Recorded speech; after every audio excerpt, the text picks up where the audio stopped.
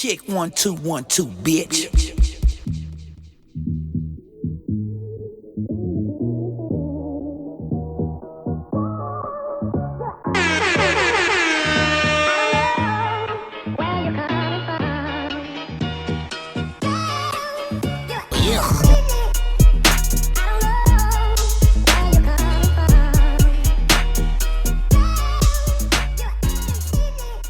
What's up? What up? Motherfuckers. We back? We are back. Took a week off because we were tired, but we ain't tired no more. We back. This is episode 150 of the iLLogical Sense podcast. One of us was almost dead. Yeah. For real. But this is your boy Busby. Give me a hell yeah! And over here is your boy JC No Hats! And in the flesh, and it's better. Martin. Back from the dead, motherfuckers. What's up? Dead. And this is fucking 150 in this motherfucker, man. Yeah, I just said God damn. Well, no, now we have to appreciate the fact this is 150. I know. It's not just another episode. Well, I know, it's just from there, halfway to 200, but it's 150. Well, 3/4 to 200. Halfway to 200 would be 100. Yeah, I didn't do so well in math, so. Yeah, whatever. Yeah, getting there. We're almost there, or whatever. Anyway. I was gonna say how the fuck y'all weekend was, but Shit, how was y'all's 2 weeks? 2 weeks? 2 weeks. For real. Went to the movies. Oh, really? Yeah. Never would have guessed that. I know, of course. Predictable Busby at like the movies. That. Busby at the movies. Hashtag. Y'all should follow it. So what should I start with? It. Let's talk about it. It Chapter 2. Yeah, Martin saw it too. Oh, let's go. Well, first off, that movie's long as fuck. 3 hours. I didn't expect it to be 3 hours. That's the thing. I went in there thinking it's gonna probably be like 2, like the first one, like probably 2:25 or something. You guys don't look at length of time before you go into the movies? Well, usually nah. I don't even care. I don't to be care. honest with you. Like, I mean, I kind of do, but the last one was like 2 something. It was like 2 hours and something minutes. So I'm thinking, okay, That's always mandatory whenever I go to a movie. It's not for the fact to be like, oh, I don't want to see it or not. It's just, what time should I see this? You know what I mean? Like, sometimes I go to the movies at 11. I get you. I get it. So if the movie's 3 hours, I'm not getting out till 2:30 at the earliest. So, you know, like that type of deal. Yeah, that's what I did. Yeah. Well, I mean, excuse me. I get it, but I didn't expect it to be 3 hours. I was just like, okay, I went there at fucking 12 o'clock, didn't get out till like 5. And I was like, all right, but it's not a boring 3 hours. It keeps you engaged. Hell yeah. Really keeps you engaged. Hell yeah. If I can just compare them, I like the first one a little bit more. You know, I kind of like the whole adolescence, kid shit, Goonies part of it, I guess. But part 2 was cool. It was enjoyable, entertaining, but just too damn long. I mean, you could say it was long, dude, but I mean, I wasn't tripping on it based on how the miniseries was. Like, that shit was long as fuck. Yeah. Yeah. You know what I mean? Wasn't it like a week? That. Wasn't it like a week? Didn't it last a week? Yeah, exactly. Shit. Exactly. So, I mean, 3 hours? Use the restroom before you head in there, you straight. Yeah, I really didn't play. I didn't want to get up because there was like so much random ass shit that was happening. So, you know, like Pennywise doing Pennywise shit. Yup. You know, and JC, he said the line you wanted to hear. Kiss me, fat boy. It was funny when he said it too, because it cut to he was in the locker room and it cut to him, and his face was all scrunched up. Yeah, for real. I wonder how many takes they did of that. Just them doing different. And I bet the kid tried not to laugh because it was just. Eventually, like the way he freaking was like pressed up, like he was just like, it looked like he was just like, we gotta do this shit again. Like, I can just imagine like the kid in there, because how many takes they had to do and shit like that, and he had to do it just try to make him laugh. Like, dude, you need to stop making that face, bro. Seriously. I tried to tell you, it's an iconic line. I get it. I told you that they were going to put that in. Like, I had no doubt about that. Well, they put it at the right moment, at the perfect time. Yeah, like seriously. Especially like, when it happened. When you watch that shit, you'll appreciate it. Even especially when it happened, you know that it's coming and shit. It was just so random when it just happened. I was like, well, what the fuck? And then just random shit just started happening. I was like, okay, this is going on. But everybody was perfectly casted. Pennywise is Pennywise. Great movie. Yeah. Oh. No. Oh. What? Damn, 2 weeks. Man, we've been took a toll. Shit. Seriously, man. I mean, we've been gone for 2 weeks. Yeah, but it was a great. And it shows. It was long, but it was enjoyable. Yeah. And then I saw Hustlers with J-Lo. Mm-hmm. That was pretty good. Surprisingly good.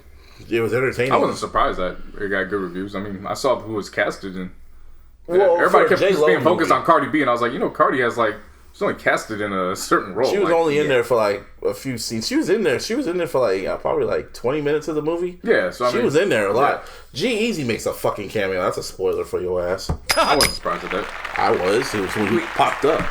You need to relearn these buttons, bro. Yeah. You really throwing me. There we go. There's the spoilers. Yeah, G-Eazy randomly pops up. He's only in like 2 scenes. Well, no, it doesn't. Like it doesn't surprise me considering Cardi B and Well, it was just random when you just. I mean, it was just random when you just see him. Like, well hold up, what?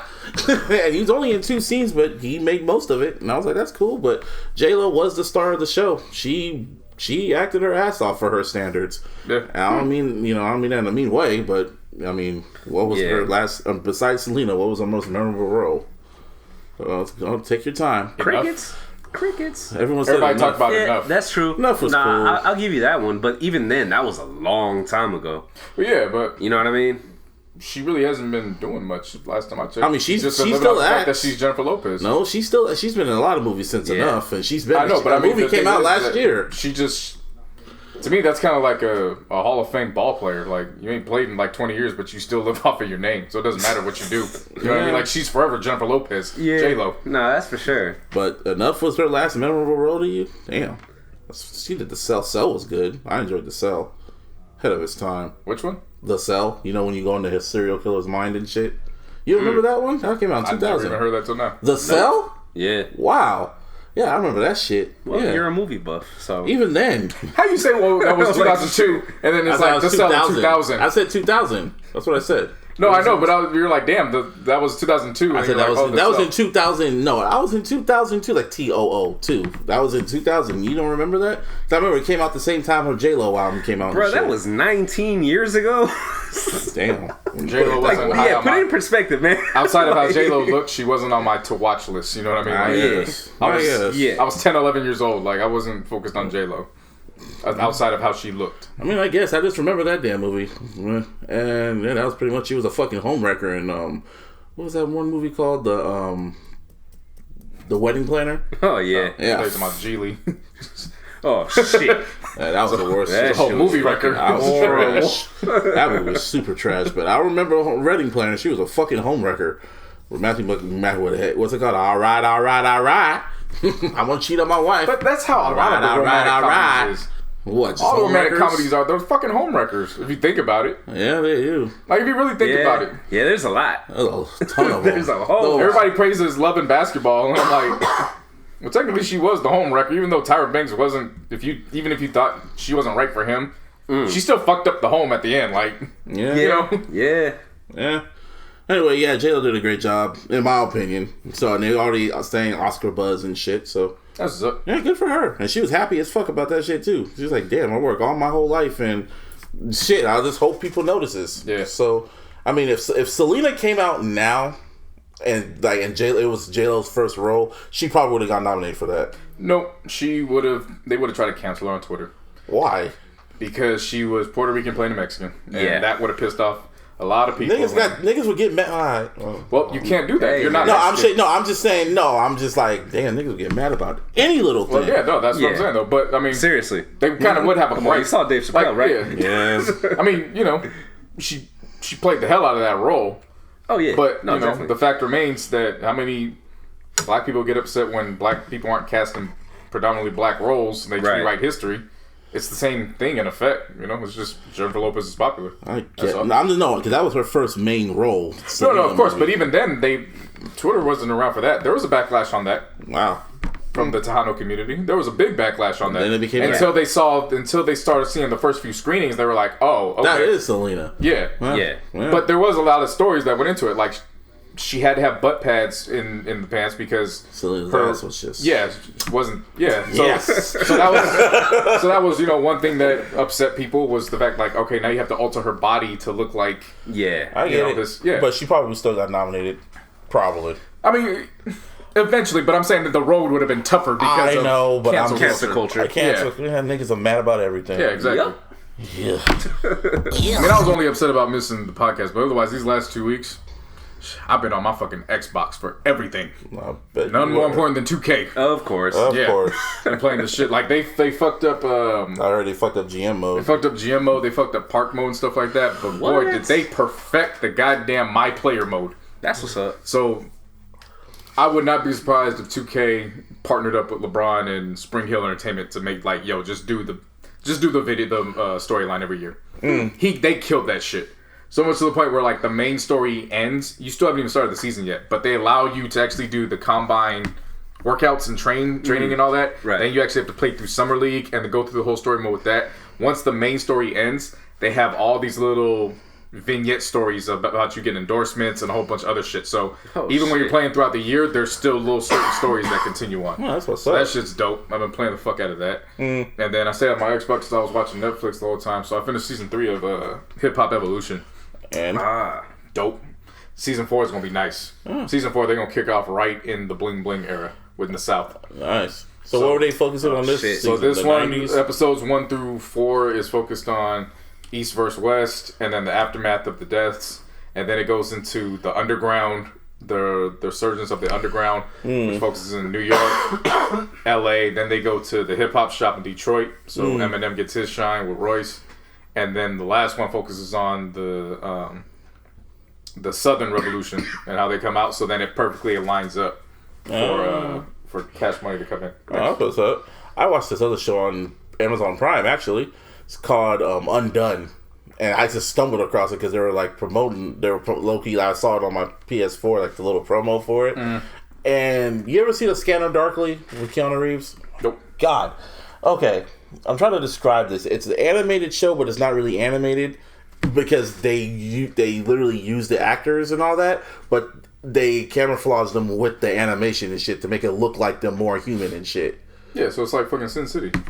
Something like I don't say like you got to see it for yourself if you know. I mean, Sin City's animated, but it's them. It's more. You just gotta watch it. But anyway, the whole story is about this chick that gets in a car crash, and she finds out she could time travel, and Saul's in it from Better Call Saul. Yeah, he pops up and he's her dad, and she's trying to figure out how he died, and it's a fucking trip. Only 8 episodes, 25 minutes. You can fly through it in literally like a few hours, like an hour or two. It's a really good show. Yeah. And then I don't know if you guys watched the 30 for 30 on Dennis Rodman. I missed it. Nah. Boy, into it. Is that a fucking mindfuck of a 30 for 30? Really? Wow. It is oh my god, it's a fucking mindfuck. I'm not going to say that surprises me because it's Dennis Rodman. Even what you know about Dennis Rodman, it's very fucking surprising. Yeah. Did they mention WCW? No. That's how they like lightly like embrace the fact that like because that wasn't the main focus. I know, but I'm just asking if they even at least mentioned it. No, they mentioned it to the point where it's like, yo, he's just running around doing all this stuff, and then they like showed a clip of it. That wasn't the focus of it. Okay, as long as they low key mention it. They got to the point where they spent a good 10 or 15 minutes about his relationship with the LGBTQ community. Just how he became kind of this unofficial spokesman when he wasn't trying to. He was ahead of his time. No, it wasn't even that. It was just he was just so. I guess you could say he was just ahead of his time for everything. Like he was like 26 his rookie year in the NBA. Like, he didn't even play ball in high school. Really? Nah. Wow. What? He didn't play ball in high school. What was he doing? He was basically like this like shy ass like soft ass kid. Like it's just like the whole thing's just like wait, mind blowing. What? That's mind blowing already. That doesn't make sense. Then he just went to college and said, "I'm gonna play basketball." No, they had to find him because his mom kept kicking him out the place. I remember that. I remember his fucking biopic that was on ABC. Like it was just, and then the fact like his very first like real close friend was when he was 23 at the school, and then he became friends with a 13-year-old because he was teaching. He was the counselor at the camp, and the 13-year-old I guess had he had accidentally killed his friend because they were out hunting because he went to school in the deep Midwest. Dick Cheney, huh? Yeah, but they were like 12 years old, and so he that a bitch. Yeah, so he killed. So that was like his first. Holy shit! First getting back into the world type deal. So they became friends even though they had this 10-year gap type deal. And then from there it's like, damn, it's kind of like the Michael Jackson effect, where it's like kind of like his childhood didn't start until. His mid-20s, gotcha. Like type deal. Like his teenage years didn't start till he was like 10 years behind. You know what I mean? Damn. It's Dennis Rodman. Yeah. But he didn't do no, like, yeah. So it was like... Heard they got Jordan to talking that shit, too. They had Isaiah Thomas crying on his Wow. Shit. Like, that's how intense this shit was. Like, it was... See, what I hate about 30 for 30 very, very fucking intense. What I hate about ESPN's 30 for 30 is they only show it once, and you gotta really hunt it down to fucking watch it again. Yeah, it's on the app. I say when I want to watch it on fucking TV and shit. That's what I really mean. Yeah, they have the ESPN app on everything. You don't have it? No. Oh, that's on you. That's on you, Chief. That's the whole point I'm trying... Like, do I have to pay for it? I don't know. No. I watched it 3 times. I'm sure you did. No, and I didn't have it recorded. I went straight to the ESPN. And the thing was fucked up because I went to Chili's and the bartender was like, "Oh yeah, they had that Dennis Rodman shit coming." I was like, "Oh shit, I gotta watch that shit," and then I fucking forgot about it, and I was like, "Fuck." Nah, it's I bet it's very intense. fucking good. I hate when Netflix took off all the fucking 30 for 30s. Because you remember at one point... They took off a lot of shit now, man. Yeah. I mean, they're distancing themselves from anything that's Disney related. Yeah, I mean, some Disney shit's still there for now. Comedy Central's, like, the roasts are all gone. I was looking for that shit. Oh, yeah. Yeah. Well, it's still on Hulu, kind of. Well, aren't they related, correlated with, like, Cinemax and HBO and all that? What? Don't they fall under that branch? Hulu? Comedy Central? No, not Viacom. Yeah. Well, who's Viacom under? Viacom's its own. That's a huge entity. That's the one that owns CBS, ABC, MTV, BET. Because all those are starting to have their own. That's the point I'm trying to make. Is if they're all starting to form their own, everybody else is kind of like, well, you know. Yeah. Viacom owns Nickelodeon, BET, MTV, VH1, fucking all that shit. All kind of shit. Yeah. Anyway, we missed some shit when we were gone. So, where should we start off? Lightly touch over this Mac Miller situation. Oh yeah, that shit. The update. Yeah, it feels like forever. When we've gone for 2 weeks, the news just keeps fucking going. Seriously. That's the news. That's the news. Literally the name in it. News. Yeah. So there was an arrest made in Mac Miller's death investigation. They picked up 28-year-old Cameron James Pettit. They were able to get him because they had an informant working with them, and I guess that was part of that situation.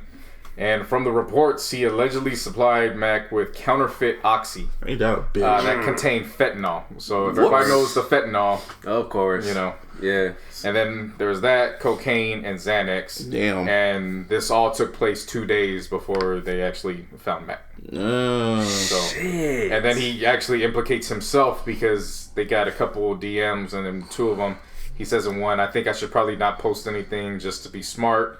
And then another one, he says, "I'm not great. Most likely I'll die in jail." Who said this? This is the dealer? Yeah. Well, shit. Well. Just to be smart, don't post anything, but you DM this, so you put it online. So I know his text messages are up there. Fucking genius. Now you got it as evidence. Yeah. Joke's on you. But, I mean, and the thing is that makes it all the more fucked up is that this is actually somebody that Mac trusted. Like, reports say that they've done transactions plenty of times before. It wasn't like it was a new dealer. Right. Well, maybe. So it was. I don't want to make fucking. I was just saying maybe it was just a simple mistake. I mean, it could be, but at the same time, as a dealer, you got to know what you're supplying. Shit happens. Seriously. Because, I mean, the thing is, you know, like. And to whom? And, you know what I mean? Yeah. Like, that kind of matters. Yeah, yes. Maybe it was just a simple mistake. I don't know. Just, yeah. I mean, anything, look, don't get me wrong. Anything could go wrong. And, you know, at the end of the day, Mac Miller did put something in his body that didn't necessarily need it to be in his body to begin with. Even though he's, you know what I'm saying? But I'm not here to judge him on that. Even though they arrested the dealer, I mean, the dude's still, Mac's still gone at the end of the day. So yeah, I mean, so now granted, he is responsible for this at the end of the day because he supplied him with what ended up being the tools that. Why did it take him this long to fucking track him down? That's.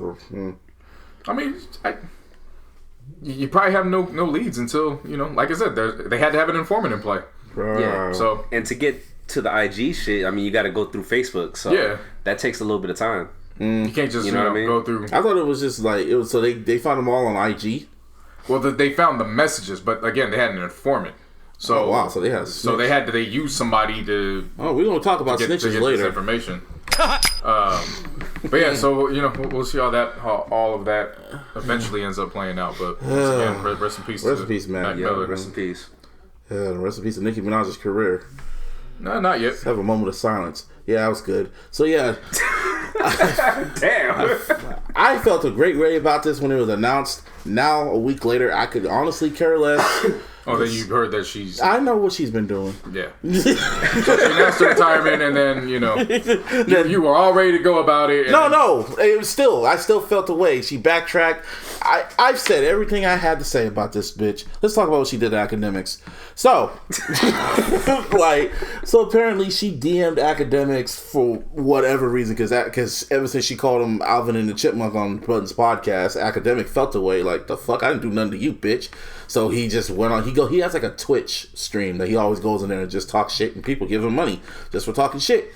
Welcome to America. I know. Shit. He be sitting there playing fucking Fortnite or 2K, and he just be drinking his Henny, and he just talks about how rappers DM him, Drake be DMing him to ask him how shit his next album should sound like, and all types of shit. I'm like, niggas asking you for advice? What the? Alright. That says a whole lot. That says a whole lot about you, Aubrey. But whatever. So anyway, Hey, I will say this though. Look, you can say what you want, but when you have that ups his stock. actually, yeah, Like, no, so he No, definitely knows. that. I'm saying on his end. On his end, that's I get it. That's dope. I get it. But on Drake's end, Drake's end, not so much. But I wouldn't be surprised if Drake wasn't the only one. oh yeah, there's plenty no, of other for rappers. sure. Yeah, For sure. he says So- Cardi calls him talking Yeah, about so I mean, some stuff. but we praise Cardi. Cardi talks Cardi to him. So, talks to him, and what I've learned is that there are just people who, for better or worse, they have a certain public opinion about them. yeah.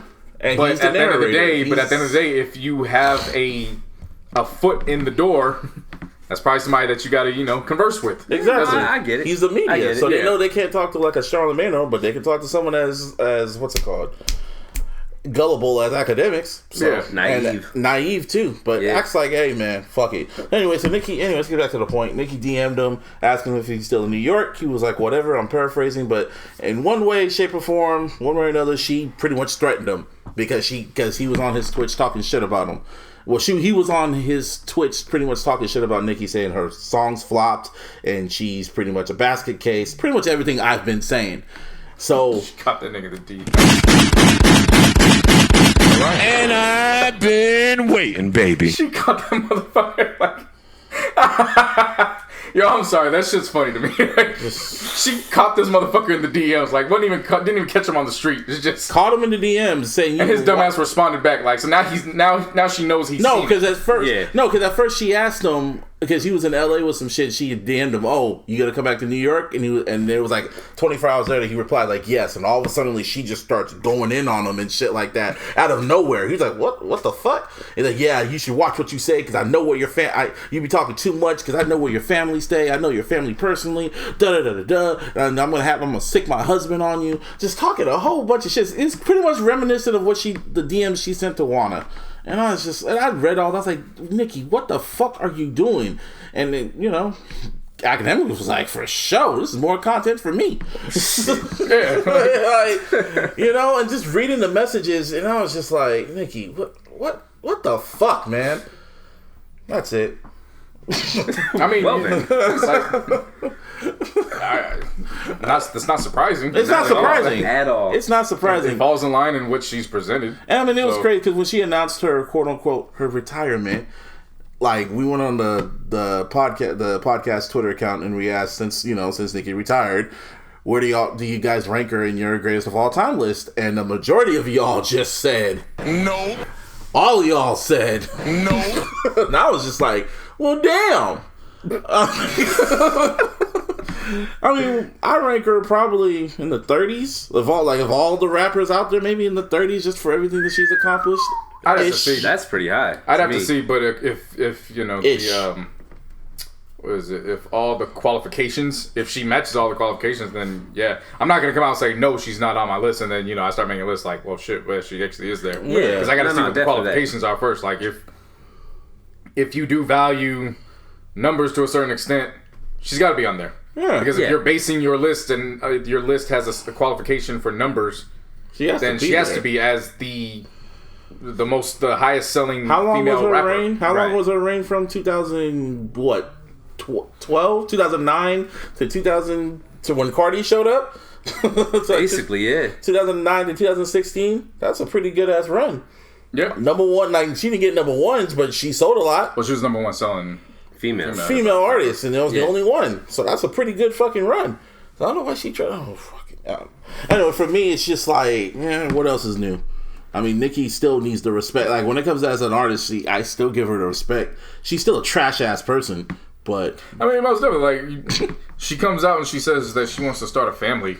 But then she's still playing these, she's a kid. Childish ass games. How old is she? 36? 36. 36, acting like a fucking teenager? Going in somebody's DMs, threatening them. When, See, I'm going to put my husband on you. If she was a mother and her child was getting, she'd probably feel some type of way she'd too. Be no different. She'd be no different than Black China's mom, dog. Oh my God. I mean, dead ass. Like, how Nicki acts is just like, she acts like a fucking child. But initially when this came out, I didn't put much stock into it either because I was like, we thought an album was dropping. She did it on Thursday. Cool. She did it on Thursday, and I'm thinking, okay, she's gonna probably drop a surprise album, and then that didn't happen. I got a couple friends there in the industry, and they hit me, and they're like, "Yeah, we know people that got writing sessions with her this weekend." And then TMZ drops a report saying, "Yeah, she did this out of nowhere because she had sessions lined up and everything. She literally just said it out of nowhere sporadically." So, and then how she backtracked was, she's like, "I jumped the gun. I'll pretty much clear the air on the next Queen radio," and I was like, if it ever happens. And I was like, well, that's good marketing. Now everybody's going to be tuned in to try to figure out what you're...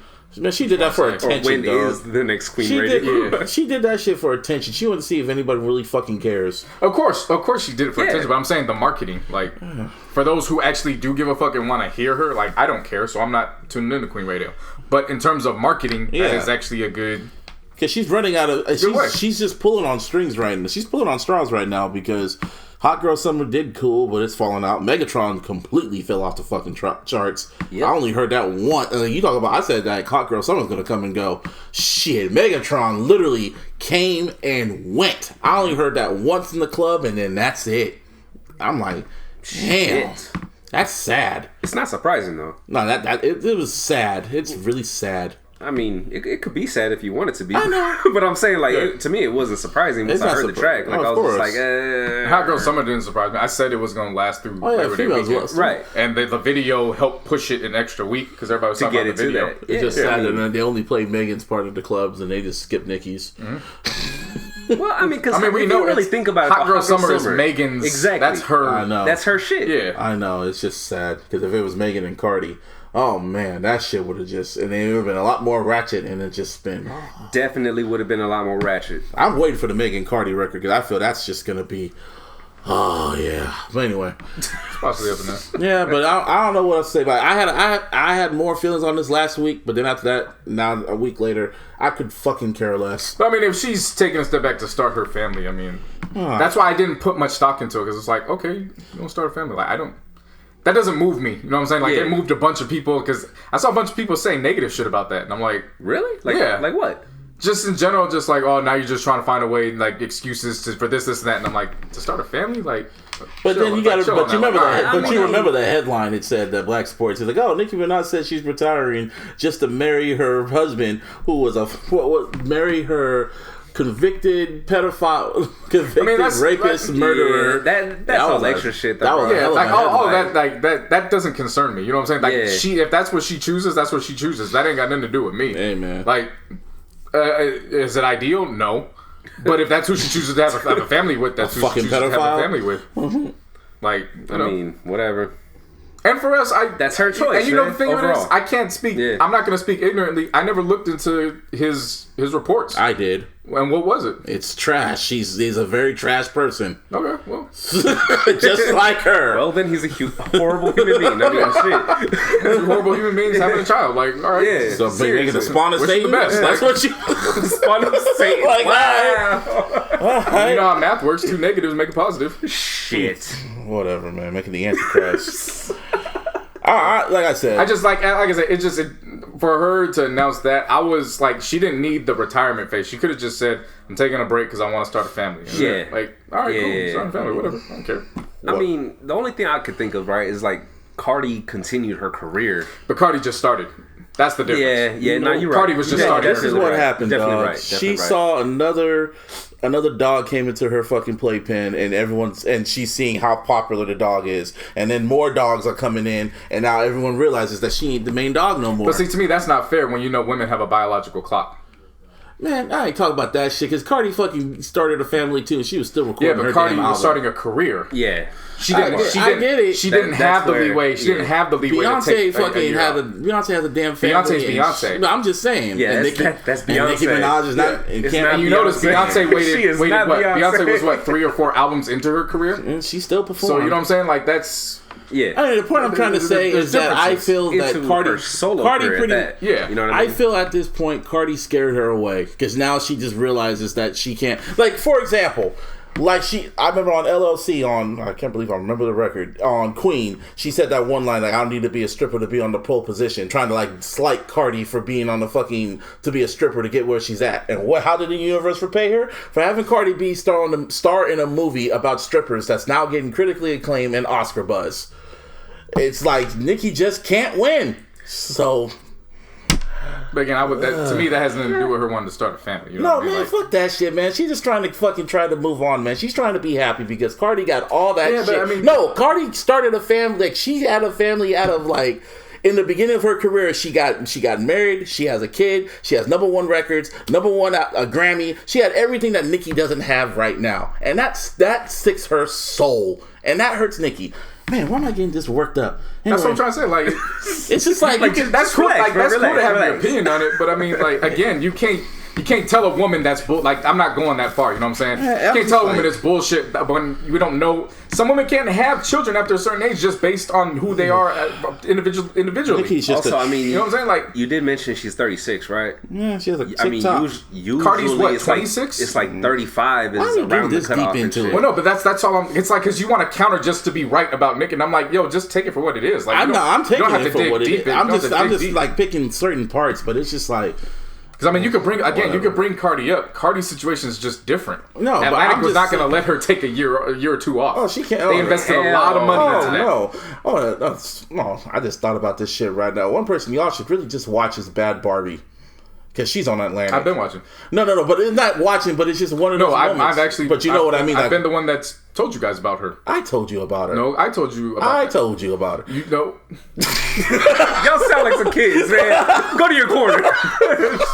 No, I said I was watching her streams and shit like that. It was just, anyway, besides the point, I was watching... She had this song called Go Bestie, and it's like blasting off in the club. And I'm like... I just randomly looked at her, like streams on SoundCloud and shit. Oh, that's the one that she took fucking what's his name off of Kodak Black. Video. No, she took Kodak Black because he was on the original. Yeah, then replaced it with Megan Thee Stallion. Yeah, but the shit's like shooting up the chart. Not shooting up the charts, but she's getting plays getting the buzz and off shit. that. I know about it because my boy works at the agency. Or the management, whichever of the two. Nah. So that's... But it's like watching her because she's young. And she is hella young, but she's gonna get older, and I feel some Michael Jackson effect's gonna happen. Like she's gonna get more hits the more older she gets.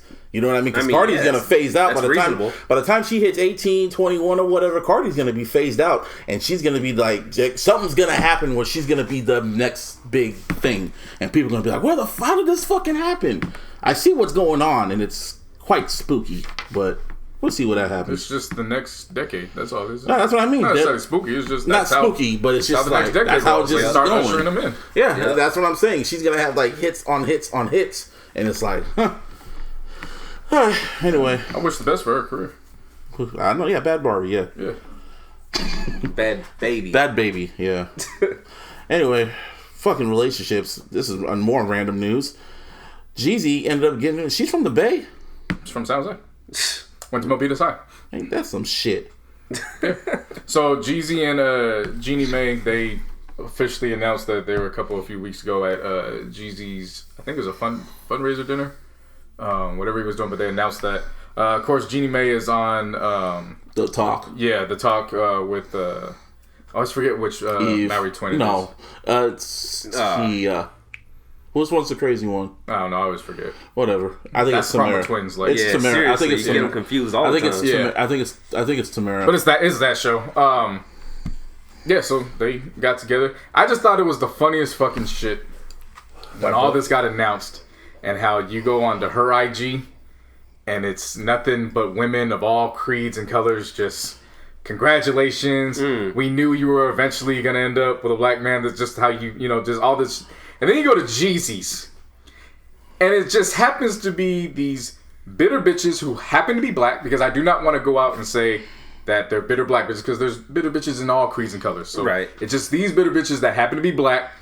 We're all on his shit like, wow, another one leaves the race. Another, oh yeah, you get on and then you had a black girlfriend, you didn't hype her up like this, and I'm like, okay. Okay, like, all right, I see how y'all move, and it's always so fucking funny to me. I remember. That happens in every ethnicity, though, bro. You know what I mean? I saw a video of Gina Mae.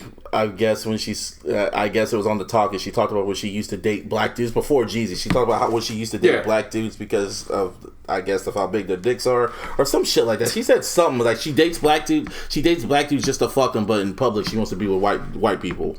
White dudes. She said some shit around that line. But yeah, they said that was years ago, but they've always said that the co-hosts always felt like you're end up with a black. Like, it's just, that's how the universe works. I guess it wasn't just that. She would, every time she would say something about just the black man in general, it was like, no, we know. Jeezy put it in there and was like, yeah.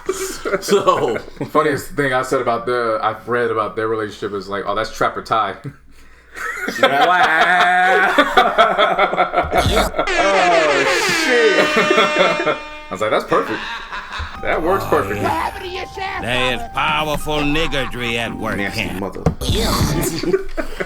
But no, that was, I thought that was, hey, more power to him. More power to Jeezy for finding love, man. Yeah. So that's not the only reason for Jeezy to celebrate, though. Jeezy just got all full reigns of all his masters. Hey, that's what's all up. these artists are getting their masters. Took y'all that long to figure that out?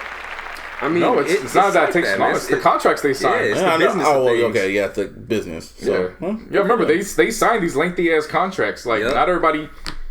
They only picked a select few, a majority, to sign those, 1 to 2 year deals. Some of these guys are getting the full fucking. We have options on all 6 albums that you put out, and not to mention he was on Def Jam. Yeah, you know what I mean. When Def Jam was popping.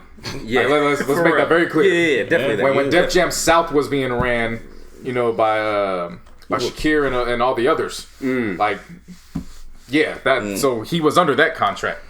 Now another random couples news, because this was random as fuck to me, not to y'all, but to me it was like a whole big ass. I was on the toilet taking a shit, if y'all want to get that image. Right, okay. I'm just gonna say it. Don't give a fuck. And then my homegirl sends me, oh yeah, it was. There's powerful niggardry at work. Powerful niggardry, shittery. Anyway, my homegirl sends me a fucking DM on IG, and it was like, "Oh, Kalani and YG are planning on coming out publicly as a couple."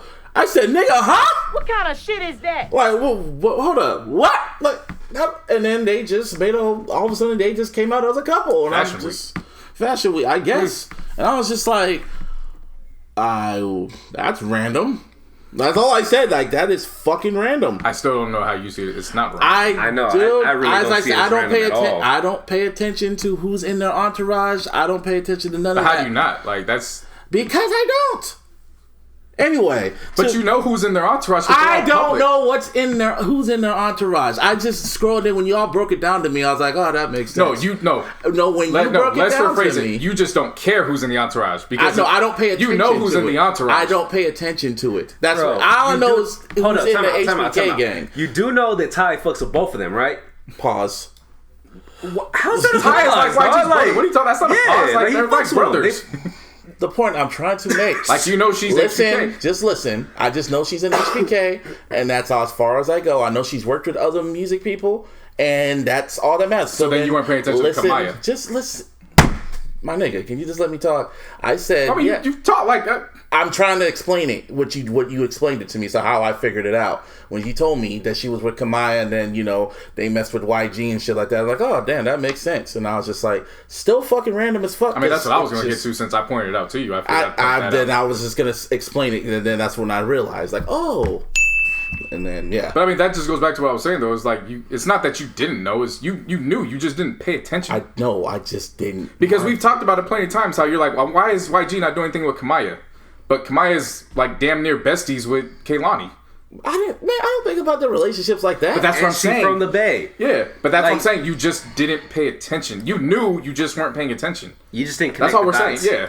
That's all we're saying. I didn't dots care. was there. I just didn't care to connect exactly. the dots. No, that's what I'm saying. But the dots was there. Put it this way. It was hidden in plain sight to you. That's what we're trying to say. Okay. It was hidden in plain sight. Y'all could have just said that.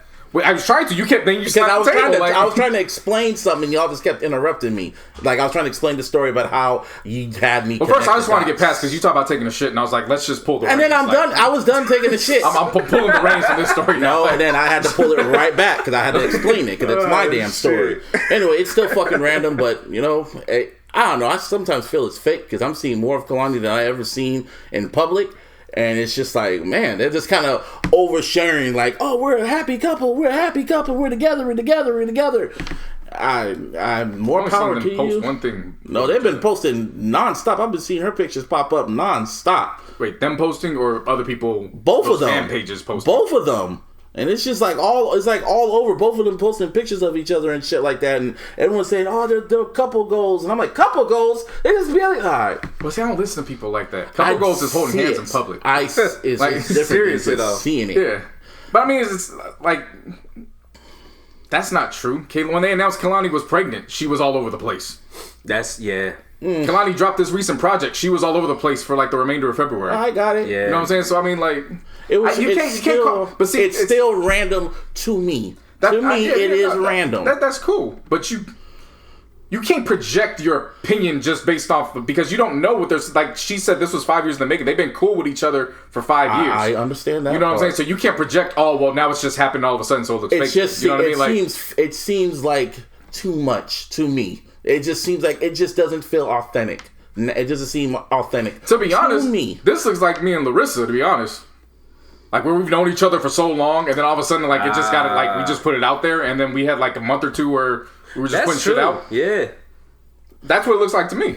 Like, it looks like that. Like, we've known each other. Oh, yeah, well, damn, how do we not see that coming? You know what I mean? Yeah, that honestly didn't even cross my mind, but now that you say that, yeah, that's actually a really good comparison. I get you on that one. However, I mean, like, when it comes to just YG and just come on, and when you think about it, I'm like, well, they're both ratchet. One's from the Bay, one's from Compton. One's ratchet. from Oakland, one's from Compton. They both just look ratchet, and but that's fucked up. You can't say they look ratchet. Like, they are ratchet. What is looking? They are ratchet. They are though. What is looking? Because they are ratchet. They are. So. Tattoos all up and down. I mean, that's not ratchet to me. You know what I'm saying? Like, I know motherfuckers that got tattoos all over. Like, that's not for real. Around though, bro. Like, I'm just talking shit. Hell. Anyway, yeah, more power to them. I guess. See how long this goes. Do you have any more shitting stories I should know about beforehand? Nah, it'll just pop up when you least expect it. So be prepared. That sounds horrible. Yeah, speaking of taking a shit. Chances had to take a shit and just said, you know what? I'm pushing my fucking tour back. I'm gonna be a family guy. So it's good for him. What about him? Wife literally just had a daughter, so that's completely understandable. Yeah, the album's still trash. Yeah, definitely that. I'm not concerned about that album. Like, again, like, I just think people put too much stock on that shit. Like, on what? His wife had a kid. He's taking a groove back. That's it. Yeah, you know I mean, that makes perfect sense, bro. It's like, I don't give a fuck about the album. Like, you got a kid to raise. Yeah, you know what I mean. Also, the album was trash, and no one's really checking for it. So it could be that too, though. Yeah, I mean, like it really could be. Look how bumping Kendrick is, and could have like crept back in. He had a kid, and he's really playing it behind the scenes. You know what I'm saying? We don't know when Kendrick's I was about to say we don't exactly know what he's doing. Exactly, but the point is he's what 3-4 months in. He's quiet. There's a child involved. So yeah, I don't think it's been quiet. He's been quiet since Black Panther. Yeah, no, he hasn't. He showed up on fucking Dreamville. No, he's made quiet, a bunch of noise since he's then. He's quiet as in he's not really in the public like that. He shows up every now and then, pops up on all summer. That was a surprise as fuck. No, but then he's also on Sir's album. Then he shows up. He pops up here and there, but he's not in the spotlight like. Right, and my point is that I'm very confident in pointing that key point is his newborn daughter. I guess that's what I'm saying. Like, this chance situation is he put the album out, and then all of a sudden now he has a daughter. And the album's trash. Well, that you know what I'm saying, like, but the album being trash, like, to me, honestly, dog, I really feel like the album being trash has a lot to do with it as well, though. And this was just an excuse. This helped out with that. You know what I feel better? Is it for lack of better words? Is it a possibility? Yeah. For sure. I'm not going to take it away from you. I'm not acting like that's not it. Right. I'm just focused on trash album or newborn child. Which one has more of a factor? That's what I'm pointing at. Like, well, yeah, I'm going to focus on my daughter to take the sting away from my album being trash. That's my point though. Is that I'm more in line with Martine, where it kind of worked out in his favor, where he could kind of put it on the back burner. And probably them ticket sales weren't selling. That could also be right. So that's what I'm saying. Like it could be, but I'm not going to go out and say, "Oh, it's bullshit." You're just hiding behind the fact that you just had a kid. Well, my narrative. That's what it was. He said it. My narrative. I get it. I just don't like that shit. That's trash. That shit for me, I just don't like speaking on because I'm not a parent. Yeah, I get it. So I don't like speaking on that and projecting on that onto that. Yeah, you know what I'm saying? Because I would feel some type of way if it got back to me that people were. I'm like, wait, what? I would be looked at as a deadbeat if I went out and left my wife with a newborn on. You know what I'm saying? Like, yeah. So that just when it comes to that, like, I'm just sensitive to that. Like, I get you. I'm not a parent, so I can't fully engage in the joke. I didn't know what I'm saying? Totally understand. I understand, but it was one of those. I saw it and I was like, I feel like, like I said, it kind of just worked out. I just feel your album was trash. Not a lot of people were buying it. Didn't even go gold yet. And the Prince cheat code didn't pretty work. Ticket sales were probably low. So he was like, you know what? I just gave my wife just gave birth, and I love my wife. Hey, so I'm gonna be a dad, and I'm gonna be a husband, and I'm gonna disappear until whenever. Whatever. I mean, you said it's the start of what, January? Yeah, that's if it happens. So, because Nicki said the same shit and then she canceled that shit. That's true. I'll put more stock in Chance than Nicki. Yeah, I definitely will too. We'll see. I mean, because let's just be honest, Nicki never, goes along with her shit. Yeah. Well, he's whatever. And let's talk about this L. She retired. Let's talk about Shaun King. Come to the stadium. Come to the poll right now. Shaun King. Shaun King. Now, if we want to talk about jokes about this, I'm all in line for this. You gonna get this L. Yeah. You gonna hold it, lick it. Oh, yeah. What happened to your shaft? There is powerful niggardry at work here. Right. And I've been waiting, baby. So, when it comes to Shaun King, I completely respect him for everything he has done for the whole Black Lives Matter shit. I understand how he calls out social injustice and everything he's done for that. And honestly, black folks don't like him. Why? I honestly don't have the energy to go into it. Not really go into it, but it's just like they really have an agenda against him. And pretty much, I give you a quick summary on why. Because he teeters the boundary of overstepping his welcome. And he fucking steals money. He really teeters that. Like, I brought it up when the Jay-Z shit was going on. And also when it comes to Deray, when it comes to the story, he steals money from, like, when he made the fundraiser for shit for the Black Lives Matter shit, he's withholding some of the money and he's not being, Never mind the money. That's what it's coming down to. Too. Never mind the money. Larissa actually had a good point that I didn't think of. She actually looked up more of this story than I did. Her point was that he's actually had some words against black women. Yeah, that too. I was leading into that too. So, from that standpoint too, I was like, all right, well, that definitely teeters the overstaying your welcome type. He kind of talks down to them when they kind of question him on his shit. Yeah. And yeah, I see that, and I'm just like, oh, so anyway, Black Lives Matter. Since black folks ain't dying by the cops, they just been bickering with each other. So I guess Deray decided to write a whole article about how Shaun King is a fuckboy. and he had the receipts and everything. And I read half of it and I was just like, okay, I get the point. Like, he had email shit. It was like a fucking presentation that he probably gonna get an A on. And again, it went viral.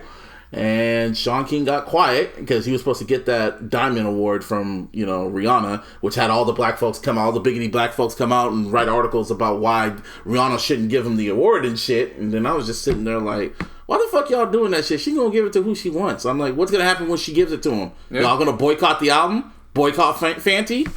No. Y'all gonna do exactly what y'all been doing, but keep buying the shit. Anyway, let's get to the fucking point. So I guess the backlash was getting too fucking intense.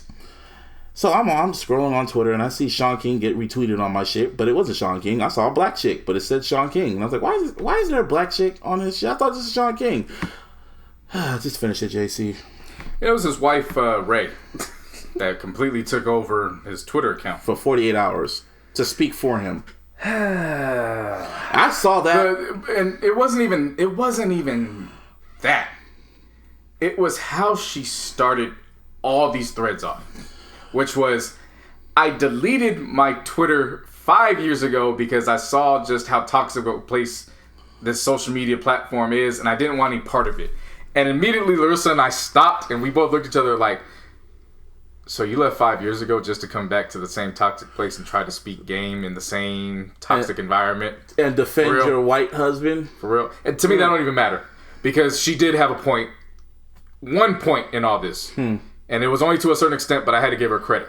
When you do get married, you do become one. Yeah. Your beef is my beef is yours. Yeah. So I understand that. It doesn't, to me, there's no white or black in that. They are husband and wife. It makes sense. So you know what I'm saying? So that, I have no problem with that. I get that. It was what she did after the fact that I was like, okay, you can only use that to a certain extent. She took over the Twitter account. Literally, like, deboed it. Like, my Twitter, punk! Yeah. Deboed his account. Told him to go sit on timeout. Or get ready for his speech. Or something. And some shit. I didn't read none of this shit. I was like, this is... What? I'm just... What? I had to just... What? I don't know. I laughed while I was reading it. I didn't. It was one of those, I have no words. I can never in my life ever do that. It's like my mom taking over my account, trying to speak for me. Ugh. Never. Yeah, there's... Nah. Yeah. Nah. Grown ass man. Nah. We like a loss for words. We just in disgust. Just for real though. Dude. We are as men. We are in disgust. Yeah, it's like damn what she said. Like that's. I mean, you supposed to take up for your husband and all that, but it's like just go to YouTube and record that shit. Fucking open up a new account. Yeah, some shit. Something other than this. Don't do this. This is just. Nah.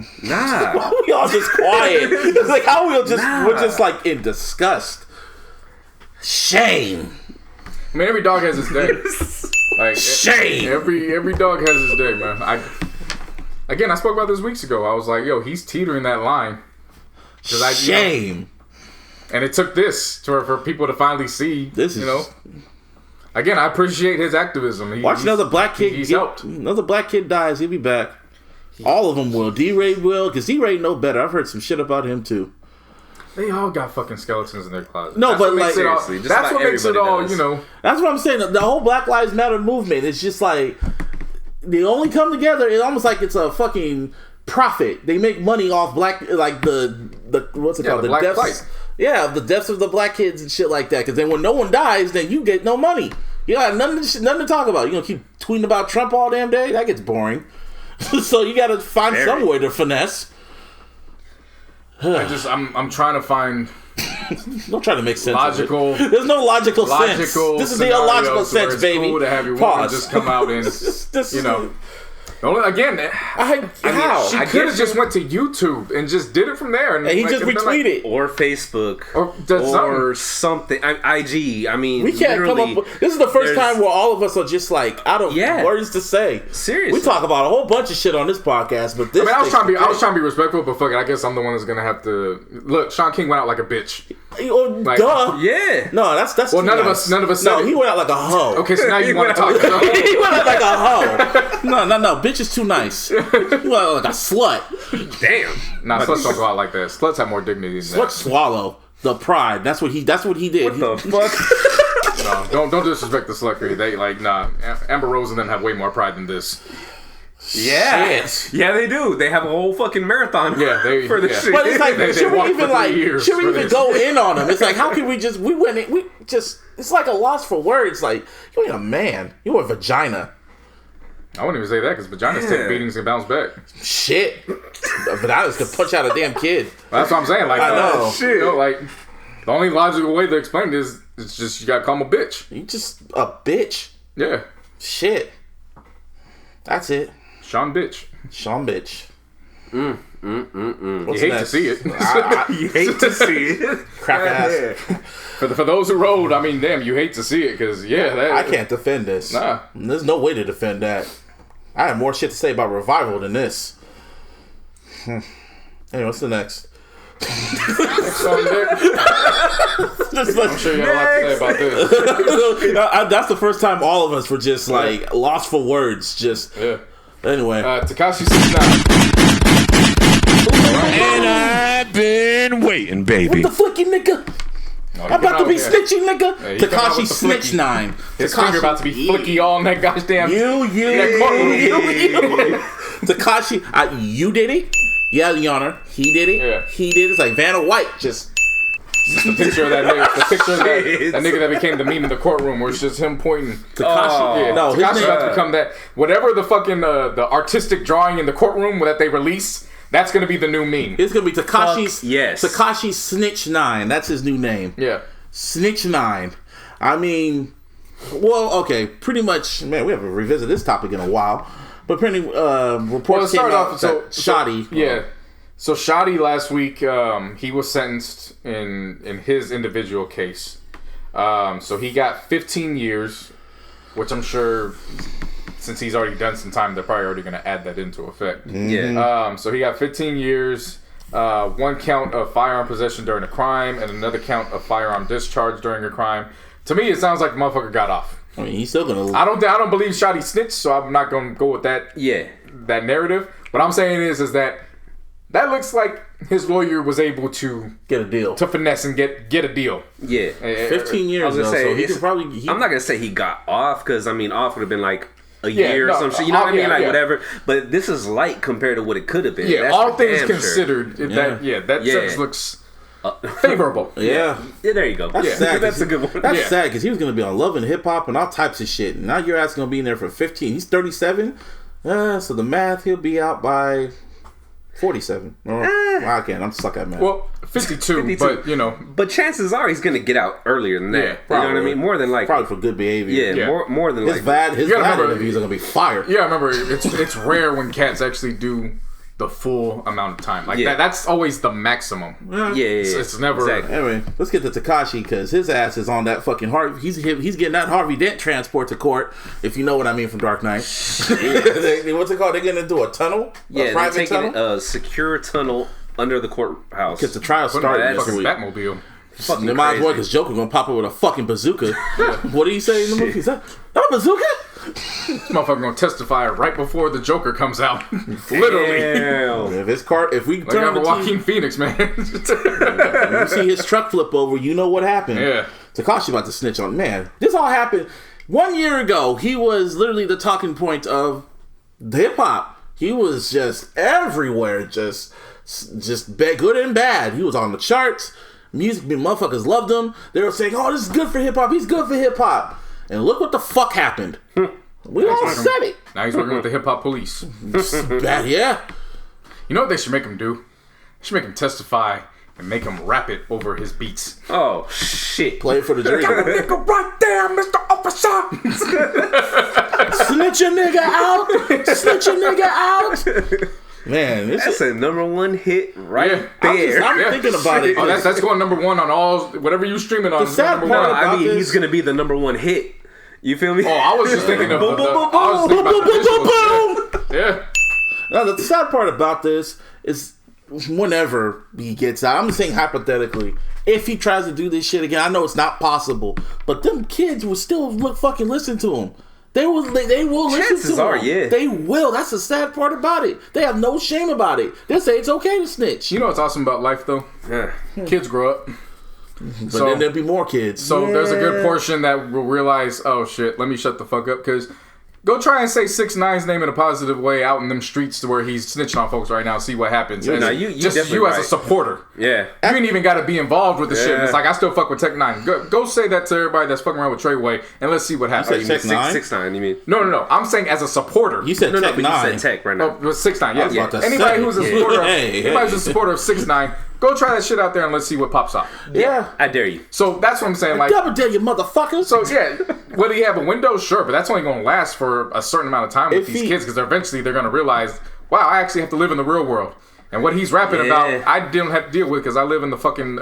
if he's going to, the suburbs. Exactly. No, if he ever is going to rebrand himself and comes back into music, all them tats are going to come off. He's going to rename himself, and he's gonna go into reggaeton, and he's gonna stay low key. That's exactly what might happen. I could see that happening. He might be successful. The only thing, I don't see how you could be low key in reggaeton. I know, that's what I'm saying. That genre is taking off. Yeah, bro. that's not SoundCloud. Yeah, no, that shit is huge. You don't get to just make you don't get to make music and hide. Like, you gotta be out there. He has to be out there. It's just, I heard from the grapevine, they still, like, his record label still wants to work with him. They're gonna find some way. Oh, of course. I mean, they're blood leechers. Yeah, they just want money. That's like, sad. That's sad. It's a hot topic. They don't give a fuck about him. He could get shot and they don't give two fucks. Actually, they would actually prefer it. Then they could profit off all his recordings. True. Yeah. True. Yeah, and shit went. I remember this a few weeks ago. I think one of his songs went fucking platinum. The song with him and Kanye and Nicki on his album, that shit went platinum or went gold or some shit. But here's why I don't think he's like. I know what you're saying. You don't think it's gonna happen, but you know, realistically, here's why I don't believe it's gonna happen. His family's already terrified about even showing up to the courtroom. Mm-hmm. All he has to do is put one song up to SoundCloud, and all it takes is because you know, gang members just ain't these unintelligent ass motherfuckers. Some of these gang members actually live this life, actually have gone through college and corporate world. Yeah, they're like Ludacris. They're like Ludacris in Fast and the Furious. Yeah, or at least they got a friend like that. Yeah, Taj with the red flag. Yeah. Shit. All it takes is for one of them to get a quick $5,000 in their pocket and find out that motherfucker's IPN address. Yeah. And then when you can't get to him, you just press his family. Done. So he's literally fucked himself into a corner. It's wild. It's just crazy how this all just played. This is gonna be a fire ass movie. Directed by James Franco. I just see it. I see it. I mean, shit. They did White Boy Rick. They did White Boys. Remember that movie White Boys? Yeah, but I'm saying like they did White Boy Rick, where he came into the fold and then snitched on everybody, and then still ended up in jail. Yeah, history literally repeated itself. Damn, that's probably what's gonna happen to him. Yeah. But this will be a fire-ass movie. I can tell you that right now. I can see fucking Anthony Mackie playing Shotty. Because he looks like Anthony Mackie, kind of, to me. I can see that. Yeah. I don't know who's going to play everybody else, but shit.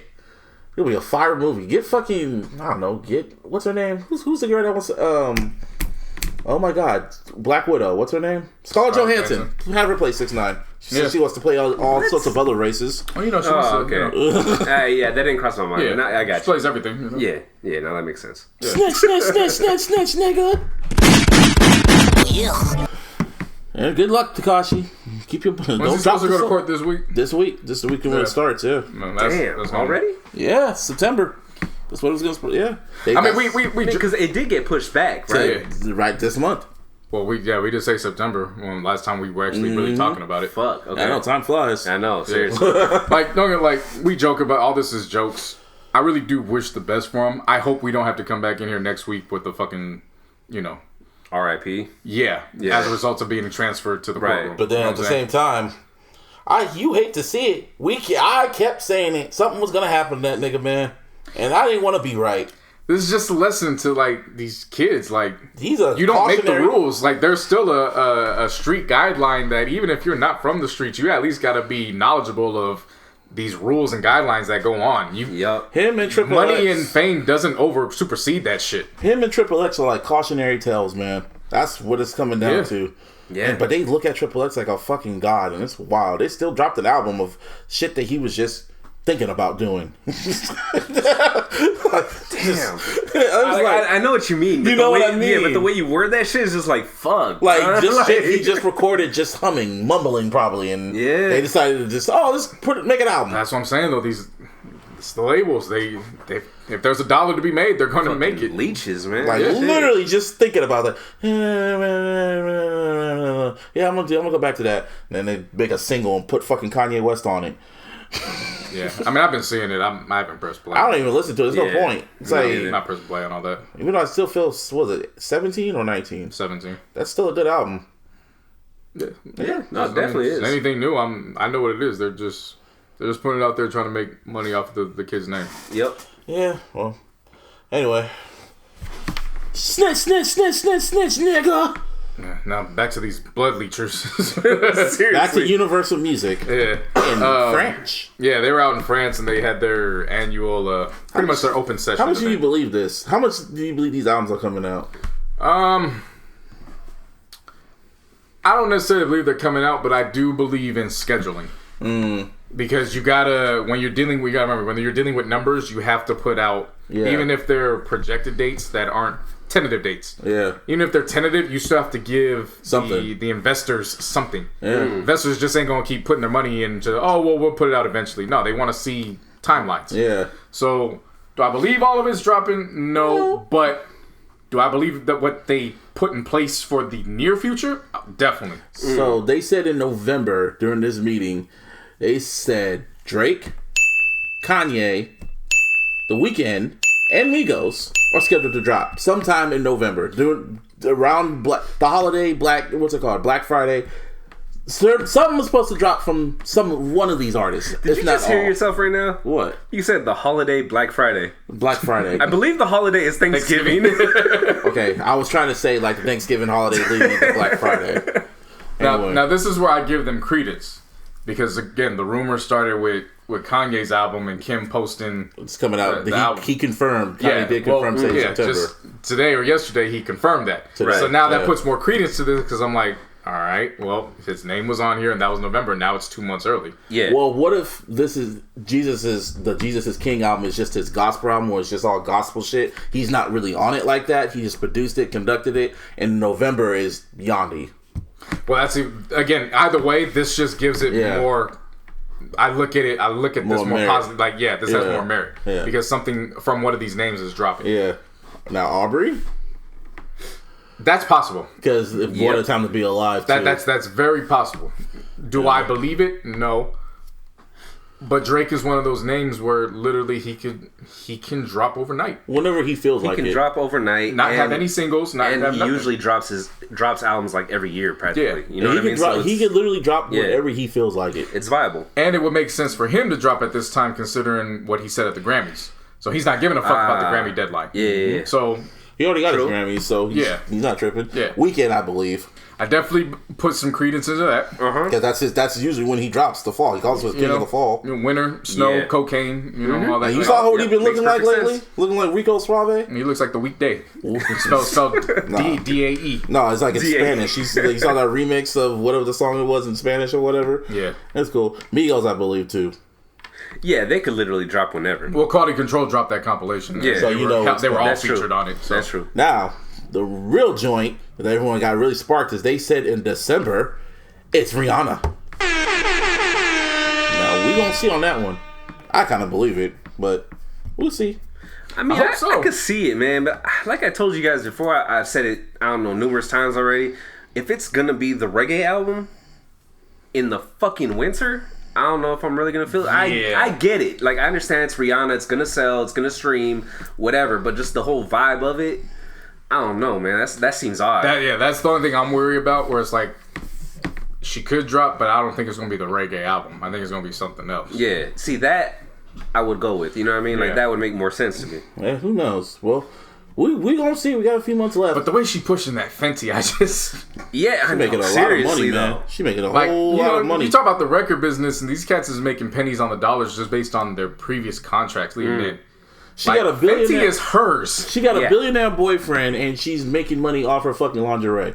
So it's like, album, the fuck? I don't have to give you niggas shit. And I can buy out my contract if I want to. Hasn't Lizzo done something with Savage Fenty? So that's actually put her past, the regular market and gone into the plus size women. So now you're like, okay, let's correct me if I'm wrong, because I don't necessarily know for sure, but I know Lizzo's name's been coming into Rihanna's circle. Yeah.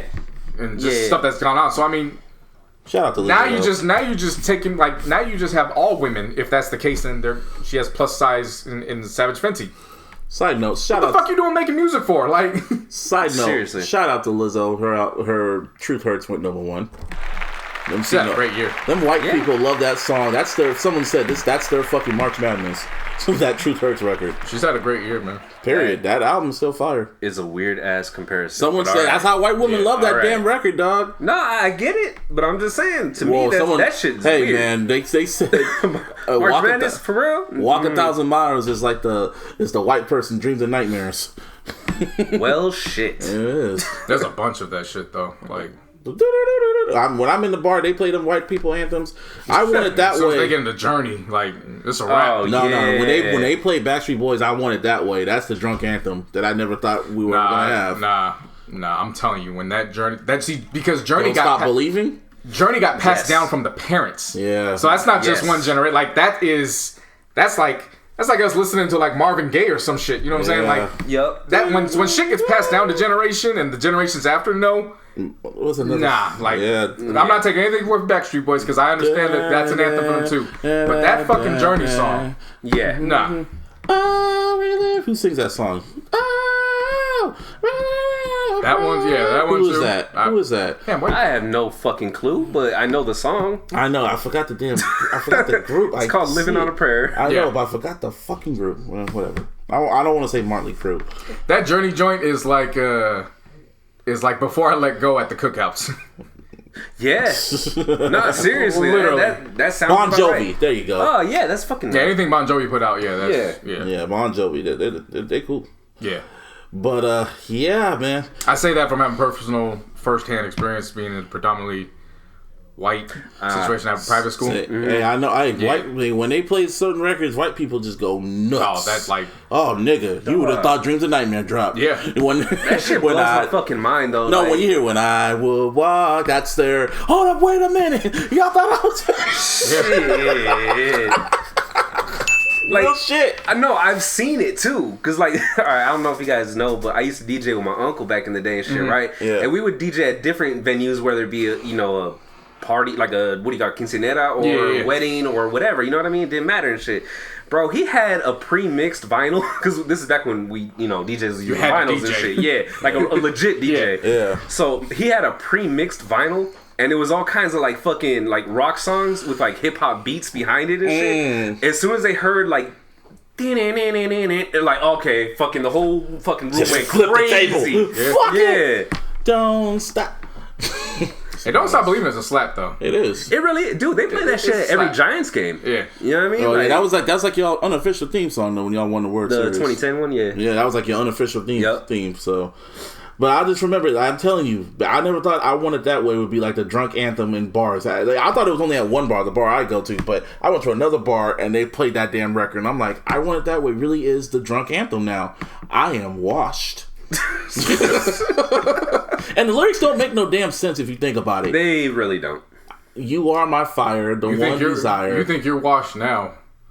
Wait till Justin Bieber's generation. Oh yeah, they're already playing Baby. They're playing Baby in there. That's an anthem now. I'm just saying that the journal shit. Wait till that ages. That would be their those Marvin kids Gaye. become our age. That would be their Marvin Gaye. Just wait for it. Oh man. Yeah. I can see that. Yeah, they're gonna look at Drake like fucking. Speaking of Marvin Gaye. Uh-oh. No. Yeah. No. Come on, let's talk about it. let's talk about this shit, man. No. Come on now. No. Martin, did you see Marvin Gaye the Third? No. Robin Thicke deserved better than this, man. No, I did not. Yeah, man. Robin Thicke, Blurred Lines died. Remember how they got Blurred Lines the fuck up out of here and they won that? Yeah, this is where the settlement money went to. Yeah, man, this is where the settlement money went. No. Shit. No. Wi-Fi blocking, but no, I saw it and it kept scrolling, and you gonna fucking play it, aren't you? You damn right I'm gonna play it. Wait, hold up. So Marvin Gaye the song. Third. Marvin Gaye the Third. The Third.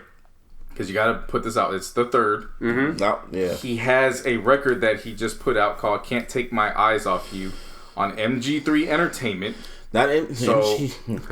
So we know that he has Marvin Gaye music. Yeah, so we know that he has started his own label, apparently. Oh, wow. Right. We are pretty much certain that it is the Blurred Lines money that was used to start this. Man. I'm not going to play the whole thing because it is 2:20, but I will at least play the first minute. Okay. Let's enjoy. I hope it's not copyright. No.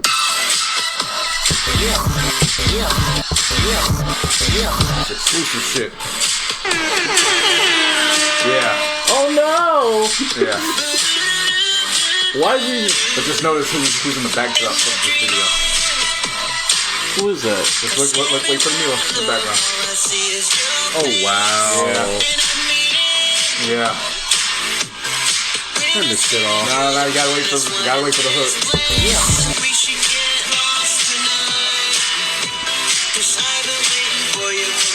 Turn this shit up. Gotta wait for the hook, man.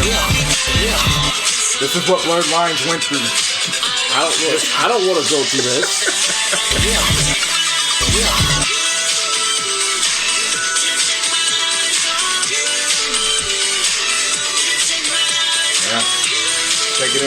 Yeah. And I've been waiting, baby. Yeah. What kind of shit is that? What kind of shit is that? I'm done with that. Get out of here. Yeah.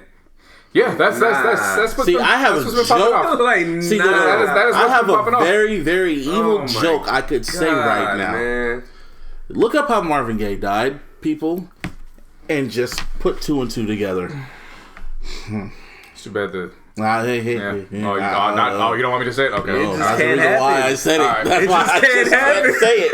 I just can't. I was say gonna it. finish it, but all right. I had to stop that alley-oop. All No, right, we ain't going to hell. I don't want to go there. Nah, that's what I said. I had it, but I had to let it go. Is that the one where you're not mad if history repeats itself? Like, okay. Just imagine me and Pharrell and Robin Thicke, and y'all wake up one day and it's like, Do your Googles. that's where we got. That's what we. Okay. Because they said they stole. That song still God. slaps. Blurred Lines still slaps. It's a good Hey, song. Blurred Lines is dope. Don't get me Blurred wrong. Lines album it's is dope. It's obvious to tell where they got the inspiration from. Woo! You know what I mean? But like, I know you want it. good lord, what the fuck was that? Shit. The gay family, they go after anybody that talks shit about their dad that they feel stealing from their daddy that didn't You know who pay. should hire no. the gay family to go after? Who? Cool. Bobby Brown and all them should hire the gay family to go after Johnny Gill Oh, to go get shit. New Edition back. You ain't ever lied, bro. That's some real shit. That is some fucking You know how many real fires shit. I've seen of RBMR for Ronnie, Bobby, Ricky, and Mike, or RBRM performing? I'm like, fam, we know that's New Edition. Stop. Yeah. It's just, this is shit. That's Blurred Lines is a good album, by the way. That was the last good album from Robin Thicke. Because after that, he lost his girl and nothing was the same. What was the song called? His last album. Paula. That was it. Yeah, man. He begged for his girl back and she didn't come back. No. And she didn't come back to acting either. That really. She ends up, like, people forget, so she used to be all on the fucking red carpet, drunk as shit. Yeah. So much throwing her pussy at everybody that was walking by. Like, I remember that 4-month phase after everything got announced. Like, she was legit on that red carpet. Anybody who came in contact, she was just like throwing it. Yeah. I wish I was there. She would have thrown it at me. How'd I know he was gonna do that shit? Yeah, that's what's popping off with There's powerful That's what I'm thinking niggatry too, at like- work here. Is that the worst from a legend offspring? I mean, there's the Jordan boys. Yeah. The Jordan, I don't want to know. Oh, you No, never I seen don't Michael want- Jordan's I boys don't- play ball? That. I thought you meant singer. Oh, yeah, I've seen them. Yeah, No, like yeah, they trash. Oh no, I'm talking about basketball. Oh, yeah, bro. they trash. No, that's what we're talking about. Like in the lineage, Oh, like who was it? like the father or the grandfather or grandmother, whoever is a legend, and then it just seemed like Well, there's next phase is like, nah, that should skip. I know Enrique Iglesias is popular, but doesn't his dad have beef with him still to this day? I did not know that. You never knew that? I don't know if they got beef like that. But his dad mean, really had, like, his dad didn't like him, like, going to the singing career, and then when he got popular, his dad still felt resented by him. whatever. I did not know anything about that. You didn't know about that? That's like, Yeah. But I'll be paying attention to Enrique Iglesias. Like I know, this. but I just know seriously. his dad was hella famous in the Mexican culture and shit Yeah. like that. And then when he wanted to be a singer, he restricted him from singing. And then Enrique Iglesias said, "Fuck you, balamos," and then became popular. yeah, no, seriously. Yeah. Seriously though. And it was in the hype during the Ricky Martin era and shit like that. And, and Latin singers were like popular back in the 2000s and shit. And side note, as we're recording, it's September 16th, which is Mexican Independence Day. Hey. The real Mexican Independence Day. Yeah, Not the fucking mile. Yeah. And as you see right now, the streets are clear. No one's getting drunk. We also had the first rain of the fall too. You know how many That's text hard. messages I got early in the morning from my mom, to my homegirls? They said one simple thing: "It's raining." I was like, yeah, it's about time. But then I checked the weather, and it's still going to be back up in the 90s in a few days too. I'm Yeah, like, seriously. So much for that. When I was just bringing that, what I brought up earlier, because I remember Jaden was teetering that line until recent memory when it came to Will and Jada. yeah. Like, Him and Willow, they were cheating like they were that line. both. Yeah. They were on that weirdo shit for a good minute. Yep. So I was just like, I'm thinking about like who rivals that. Damn. That was that was bad. fucking bad. Yeah. Lawrence Fishburne's daughter. Oh, come on! I can't even say that. Like she was trying to clear her own lane. Like, she was in the film industry too. Like, you know what I'm saying? Who's like a failure as a? I don't know. Just whatever they tried. I don't know. I don't know how you guys feel about this, because the one song that I could think of and shit it was a hit, but it was only because of the feature. Rockwell. Yeah. Michael showed up to the video shoot. You know what I'm saying? Michael showed up to the video shoot of that and just to check it out and then left. Yep. I got bigger shit to do. Quincy's son, or who was he? I forgot. I know that he has a famous father. Somebody wasn't watching him. That shit's gonna kill me, dog. Let's look it up. We gotta. Nah. Somebody's watching me. I just know the hook. That shit was. Yeah, exactly. Because it's all about I got the no privacy. That's how bad it was, because it preceded our time. Yeah, and it was only good just for the hook, and it was like almost as a favor. Berry Gordy. Yeah. Oh, yeah, it was a favor. That was a favor and a half, dog. That was a favor, because he hella cool with Barry. He's like, hey, Mike, I'm going to call you real quick. What's up, Berry Gordy? So I got a son. He wants to do a singing career, so I want you to jump on a song. Okay. Well, let me hear the song. Yeah, so can you imagine it's a studio session? Like, yeah, so it's about somebody watching me and da da da da, and he's just hearing the lyrics and just like, that's all I gotta sing. Yeah. Okay. All right. Imagine doing that, and then your younger brother is Stephen Gordy from LMFAO. Oh shit. Because you know that's I totally forgot. Yeah. Like, you fucked up in the 80s, and then your young brother's like, we're going to take your fuck up, and we're just going to go rock with Lil Jon. You know, we're going to get it right. You know another random fact? You know Jermaine Jackson had beef with Michael and made a diss song towards him? I'm not surprised. Whatever. And Michael snuck in his house to fucking confront him. Like, jumped the window and said, you going to talk to me about this shit. Yeah, I'm not surprised. In his real voice? Yeah. In his nigga voice. Speaking of niggas, Apple... What? No, because they're trying to get in the streaming game too. I don't know how that correlates, but alright, man. I mean, it don't matter. They're swinging their nuts more, showing the new that new iPhone. So how's it look? They have 3 phones. Fuck the iPhone. They showing everything. Shit. I didn't watch. They swing everything. Like, they got a fucking new iPad that's out for like $3,000. No, $360,000. Like, it's all up to date, and it's like $360. I'm like, huh? Like, that's it? Yeah. What's the catch? That's what I asked. What's the catch? Yeah. Slinging their dick with the iPad, and then they putting out a new fucking I don't even know if it's a fucking new computer, but I didn't might watch as well it, be. Might as well be that. They got the new watch, 3 different versions of the iPhone 11. Yep. And then as they get into streaming Apple TV and Plus, they said it's gonna be on Sony products and shit too. November 1st is when it drops, and this motherfucker is $4.99 for the family plan per month. How much is the regular plan? It doesn't matter to me. Like, $4.99 for a family plan. $4.99 for a whole family plan, and Netflix is $15.99. Oh Yeah. my God. Remember, Disney, you could get 7 for $6.99. $6.99. They are trying to get Netflix the fuck out of here. 7 for $6.99. They are trying to get Netflix the fuck up out of here. They're trying.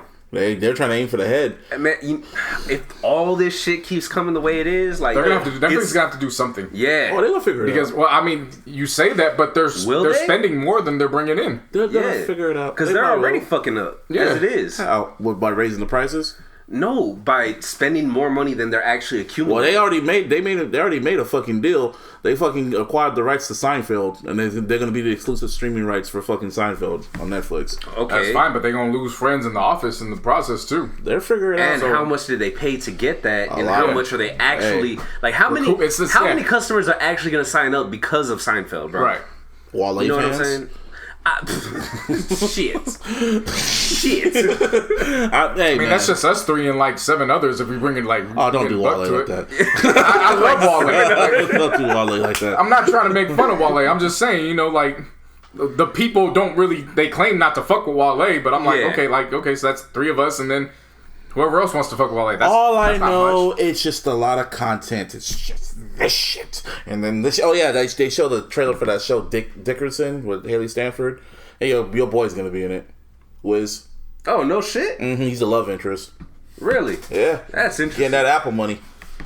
That is interesting. Yeah, the Haley Stanford, man. I mean, Apple's just at this point, they're just trying to tackle the entire market. Like they're done. Yeah, they're done being strictly software shit and hardware. Yeah. Now they want the full fledged. So we got Apple coming after Netflix. We got who else? Disney coming after Netflix. Who's Amazon Prime coming after Netflix? That's what I'm saying. Like they're cornering these niggas right now. Like. And then Netflix looking at them like, "Oh, you motherfuckers!" Yeah. And I mean, don't get me wrong. Netflix, you know, they've had a great run, but I mean, come on. This is what I'm trying to bring. This is what I'm trying to make the point to you. Who you picking in a fight? Netflix or Disney? Everybody. Like I'm taking everybody.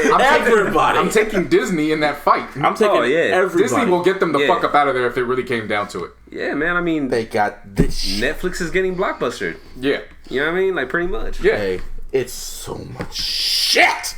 I mean, that really is. I'm saying on everything. But it really on is. Everything. Yeah. Oh no, but there's a lot of shit out there. As a consumer, I'm enjoying this because it's so much shit I could watch at my disposal. I can't keep up. So it's just like, no, bring it! The point I was trying to make, I was getting off of this. The point I was just trying to make was that technology just moves so fucking quick. Like, as soon as you get something down pat, they're already on to the next. Yeah. So, like, as we go into this next decade, one thing I've learned is that every time they come up with something groundbreaking, you have a 3 to 5 year window. Mm-hmm. That's why it's really, that's what I've been seeing with the elder generations, is they had the TV and nothing changed. So they just stuck with the TV. Oh, yeah. They had all these other inventions. They just stuck with it. And now technology's moving at a rapid pace. And like I said, I do this a lot. It happens with my mom a lot. Like, I'm trying to okay, this is what you need to do for the Fire Stick. This is that. And then a week later, she's like, well, you didn't tell me, show me. And I'm like, I tried to.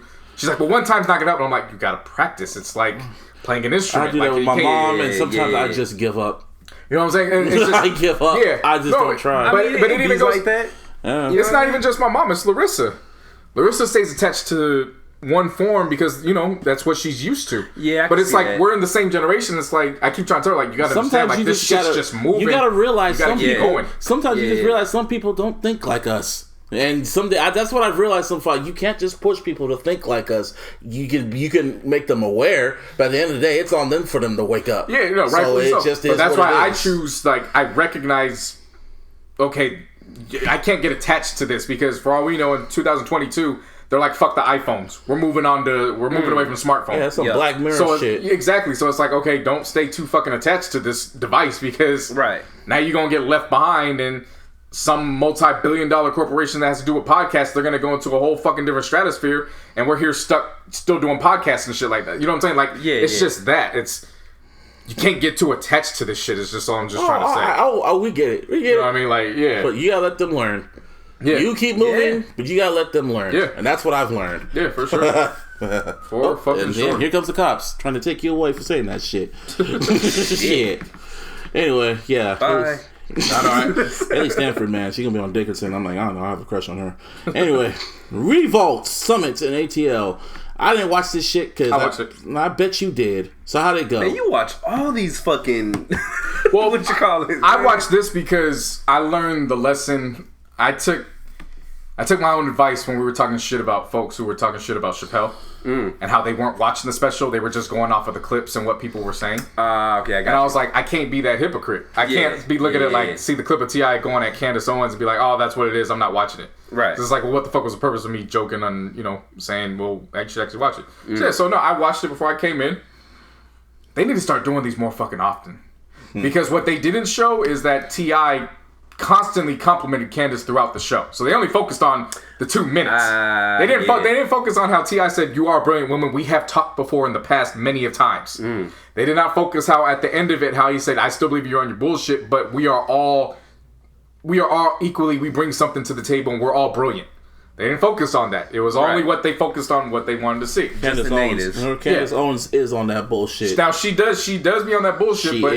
But what she actually said in certain parts of this, I actually had to stop and be like, well, you know what? That actually aligns with the presidential candidate I'm backing, Andrew Yang.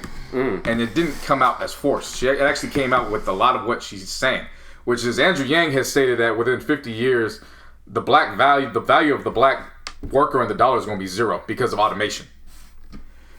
And a lot of that has to do with the effect of they're either going to automation or they're still using illegal immigrants to undercut the pay. Yeah. she brought up the illegal immigrants and how their vote is now surpassing the black vote, because if you can get them to vote without having to register them, guess what? You can manipulate their votes. And within 25 years, so that, you know what I'm saying? Like, just little shit where it's like, you just gotta go into it. It doesn't matter if you believe they're on their bullshit, it's fine. It's like, let me see if I can learn something from you now.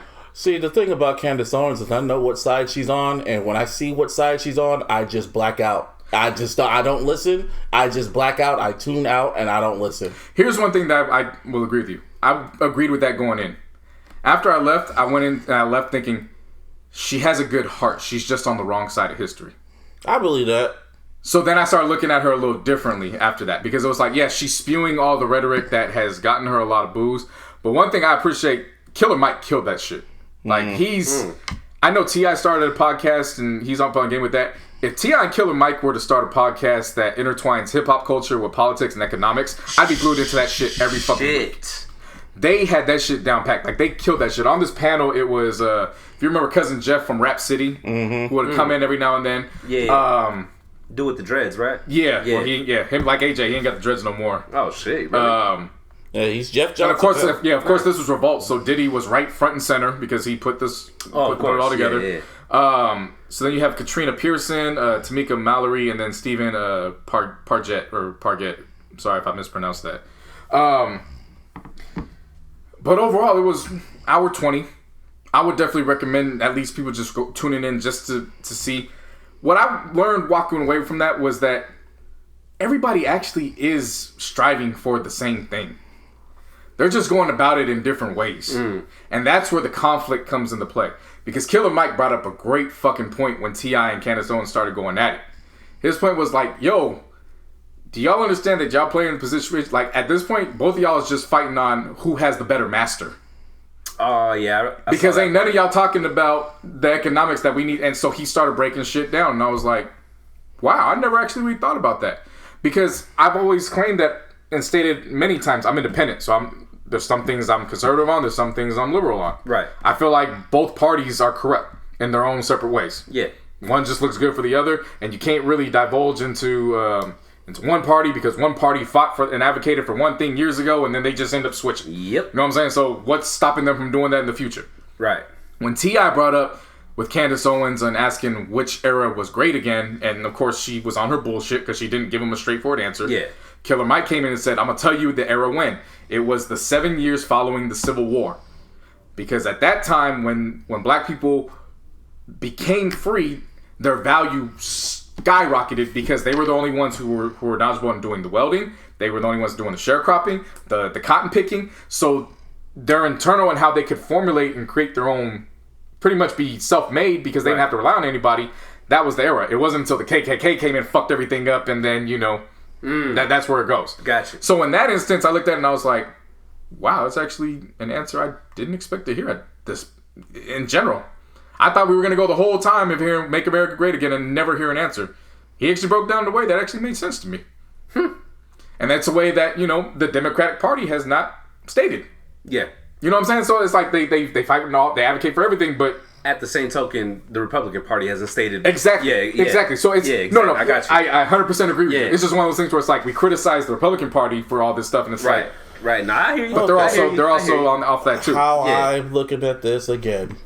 By any means necessary. I'm not, but that's not what the focus is on. Okay? I know. I'm just saying what I don't want to get into that again. I know. I'm letting you talk. I'm just letting it right out. But like I said, I know whose side you on. I know Killer Mike is on. I kind of tuned them out because they just sound like just smart people that feel like they know everything. So it's just like at this point, and they're part of the reasons why that whole ass nigga is in office. But that's just here or there. It is what it is. Let's move the fuck on. Let's see. What else is going on? Fucking Baron Corbin won the Royal Rumble. I mean, the fucking King of the Ring. Make that bitch. Anyway, some players are going to get paid out here in California now. Hey! JC. Oh. The California of the fair play. The fair play. Hold up. I'll let you lead on this one. Well, I was trying to finish up. I had more to say, but you kind of cut me off, so I was, Oh, well, shit. But anyways, so the Fair to Pay to Play Act that is going on in California is basically going to set into effect that basically players are going to be able to profit off of their likeness in college. So About damn time. So they're not going to get paid by the schools, but they're just going to be in a position where, you know, if a swimmer wants to give swimming lessons based off of the fact that he's a gold medalist while in college, he can profit off of that. Same with, obviously, with football and basketball, it would be on a larger scale because then they could do Gatorade and, you know, all those other endorsements. They went through a 72-0 vote on the bill. Fucking clean sweep. Seriously. Literally. Governor Gavin Newsom, he is expected to sign this into effect. Now, the situation is at hand is that it's not going to go into effect until January of 2023. So it's going to take a while because they obviously want to cross their T's and dot their I's. And NCAA came out with a fucking Well, it's not just that. There's actually good reason why they're waiting, because they don't want it to be a situation where, again, kids are getting drug tested, but then they're endorsing cannabis.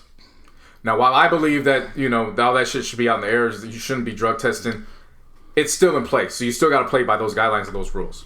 So you don't want to get the kids into a situation where they fuck themselves over and they fuck, you know, just endorsing everything and anything, and then it comes back to bite them in the ass.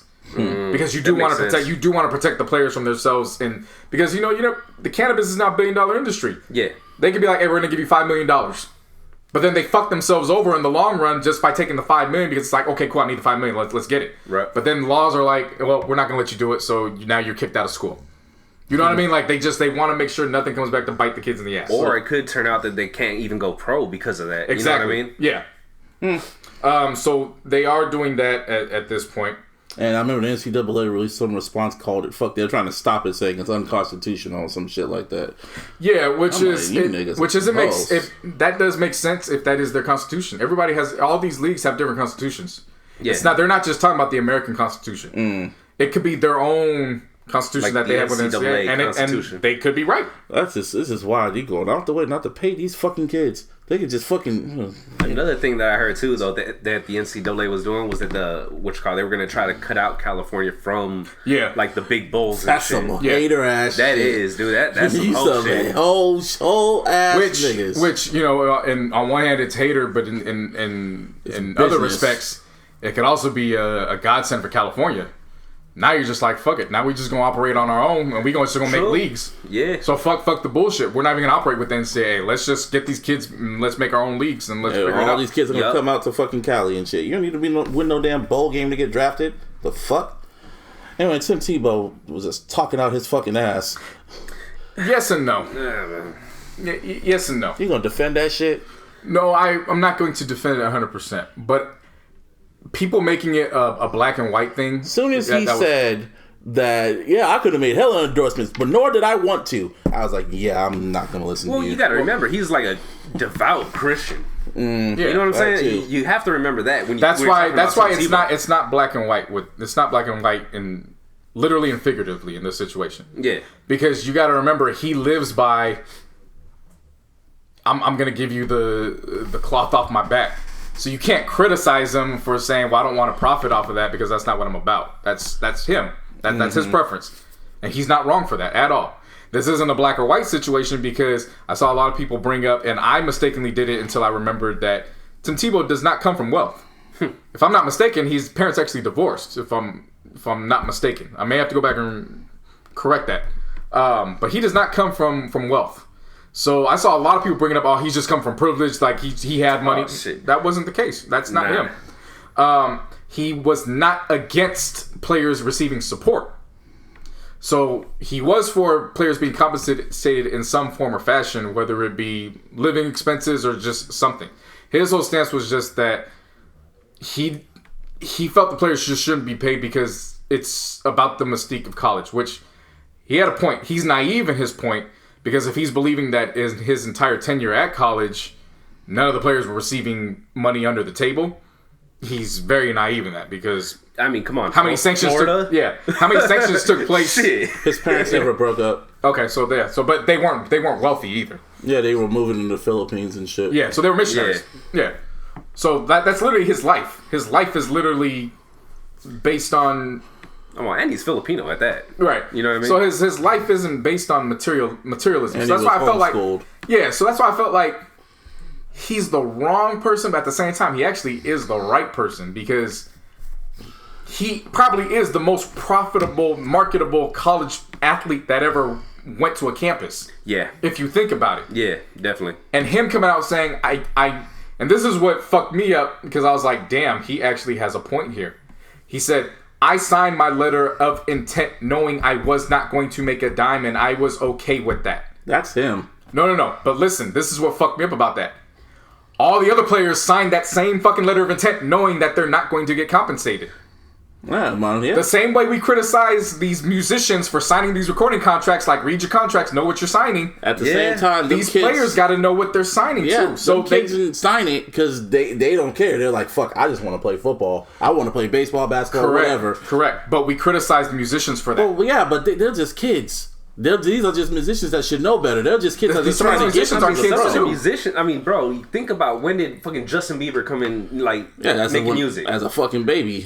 Michael Jackson. We criticize. I mean, I can go up and down the list. We criticize Lil Wayne about his contracts into his adult years, but remember, think about the first time he signed a contract. Yeah, I get that. You know what I'm saying? So it's not. But they're coming fresh out of high school, and all they want to do is just play the game. They're not thinking about that shit. And some of these kids are coming fresh out of middle school and just want to perform around the world. And just seeing that signing bonus and like, oh, I can go buy this. Yeah, but I gotta go to college first, and then that's how I'm gonna get fucking spotlighted and shit. So I'm just gonna sign this first, like whatever, fuck it, I'm just gonna play because I just want to play the game so I can be in the NFL. And that I agree with you to a certain extent, but at what point do we now start looking at the kids like you got to know what you're signing? Why are they gonna educate them? Because then the NCAA ain't gonna it's not about the NCAA educating them. It's about knowing the system that you're getting into. Okay, so pretty much just tell the kids flat out, if you sign this shit, you're not going to get paid for what you're doing. Well, they know that going into it. They know that if they take money, it's illegal. And they're going to get sanctioned. These kids really don't know that. I feel like they don't know. They just don't want to play. I mean, you could say they don't know, but every time when this shit, because at this point, it's not even top story on ESPN anymore. Back in the heyday when this shit was front center and that's all they talked about was these sanctions and people taking money, at some point it can't be the kids don't know, because we grew up in the generation where we were watching ESPN as this shit was taking place. So at some point you can't rely on that excuse. The kids know. Yeah, they know. They're just kind of just like. And I mean, dude, you don't. I mean, I'm not gonna say. I'm not trying to downplay your opinion on it, right? Mm-hmm. But you don't know what these kids like, how they grew up. Like, for example, kids in the South love these colleges. Like that's what I was going into that. They just want to play for them. They just want to play for them. Yeah, that's all they care about. They're not really thinking about the money and all, because all they know they don't even care if they go pro. All they just want to play for Alabama. They want to play for Clemson. All they know is the game. All they know is just the game. And that's it. Right. Not a job or nothing. Don't get it twisted. I disagree with Tim Tebow in that they should be compensated in some form or fashion. If the universities aren't going to compensate them, then the Pay for Play Act is perfect, because it doesn't come out the university's pockets. They can make so that I get that, but he did have a point in that. Yeah, like Martine was saying, some of these kids just grow up not even thinking about the NFL. They just think about playing for the college. And remember, 1% of that go to the NFL. Yeah. So the highlight for them isn't. Of course, they would like to go on to the next level, but some of them don't. Some of them see the highlight is I'm gonna get that national title and then I'm done. Well, some of it's like, now what? Yeah. But see, a lot of them do that knowingly, right? Yeah. And that's just what I'm trying to convey is he shouldn't have been vilified for his stance. You ask somebody for their perspective, and again, in some aspects, he wasn't the right one because he didn't live the traditional lifestyle that they come and get these kids from. But who better to ask than who was probably considered the most marketable college kid that went through? Or they could ask fucking Reggie Bush, or fucking who else? Barry Sanders, or who else could they have asked? I don't know. Somebody else. They could have. The point I'm making is that he shouldn't be vilified for his opinion. I get it, but he pretty much practically, from what they heard, they just said flat out, yeah, these kids shouldn't get paid, and they should be proud of that they're getting paid. Did you watch the whole segment? I told you, as soon as he said what he said about, nor did I want to get, I could have gotten, no, listen, he said, as soon as he said, I wanted to, I could have got millions of dollars off my merchandise and my likeness, I could have gotten that, but I didn't want it, nor did I want it. And as soon as he said that, I knew exactly where he was going, and I wasn't trying to hear that bullshit. Okay, I want the kids to get paid. So do I. So that's what it goes down to. But because you didn't watch the whole thing, you can't say that's all he said. To me, that's all he said.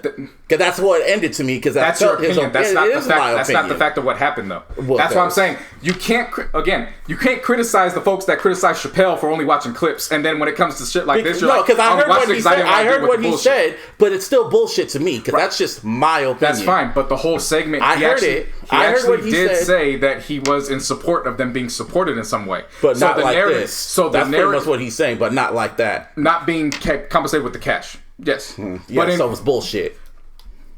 Oh, that's your opinion. Exactly. That's fine. That's my opinion. Fine. It's not fact. It's my opinion. It could be fact, but the fact is, in my opinion, it's bullshit. That's cool to me. That's cool. So, but you're hearing it secondhand. And that's just what I'm trying to get you to understand. Yeah, no, because it's exactly what I predicted. It's exactly what I feel like he was gonna say. That's why I wasn't trying to hear it. But what I'm saying is that you're still hearing this off secondhand. You know what I'm saying? Like, you didn't listen to the whole thing. No, then you broke it down, and it was exactly as I knew what he was going to say. So to me, again, it is bullshit. Just to me, my opinion. You're not going to change my opinion about it. But you see, this is again. I just said I don't disagree with you. I just said he shouldn't be vilified for his stance. They made it into like him being like, this is the worst thing ever. He shouldn't be vilified for that. Well, that's just the way the world is. Again. You can't hide behind that, though. It's not hiding behind. It's a fucking fact. No. Let's just go to the next subject. We're not going to agree on this. Let's agree to disagree on this subject. It's not just that. It's like every time we get to this point, though, you just want to jump to the next subject. No, because I wasn't even finished with the last one. You immediately jumped past. Well, just finish it. So it's over. It's done. Okay. Like, it's done. But it's again, you can't just jump to the next. Like, just end it. You know what I'm saying? Like. You can't just be like, okay, well, that's what I expected from, so I'm stopping. And I'll let you say what you said. I just stopped it because I was like, well, I got nothing else to say, so I just kick back and let you talk. That's just what my stance is with Tim Tebow. I don't agree with him either. Okay. So that's not about me saying, well, he's right. All I'm saying is that he shouldn't be vilified just for having an opinion on it, considering the fact that he is somebody that, again, is probably the most marketable college athlete in the history. That's a fact.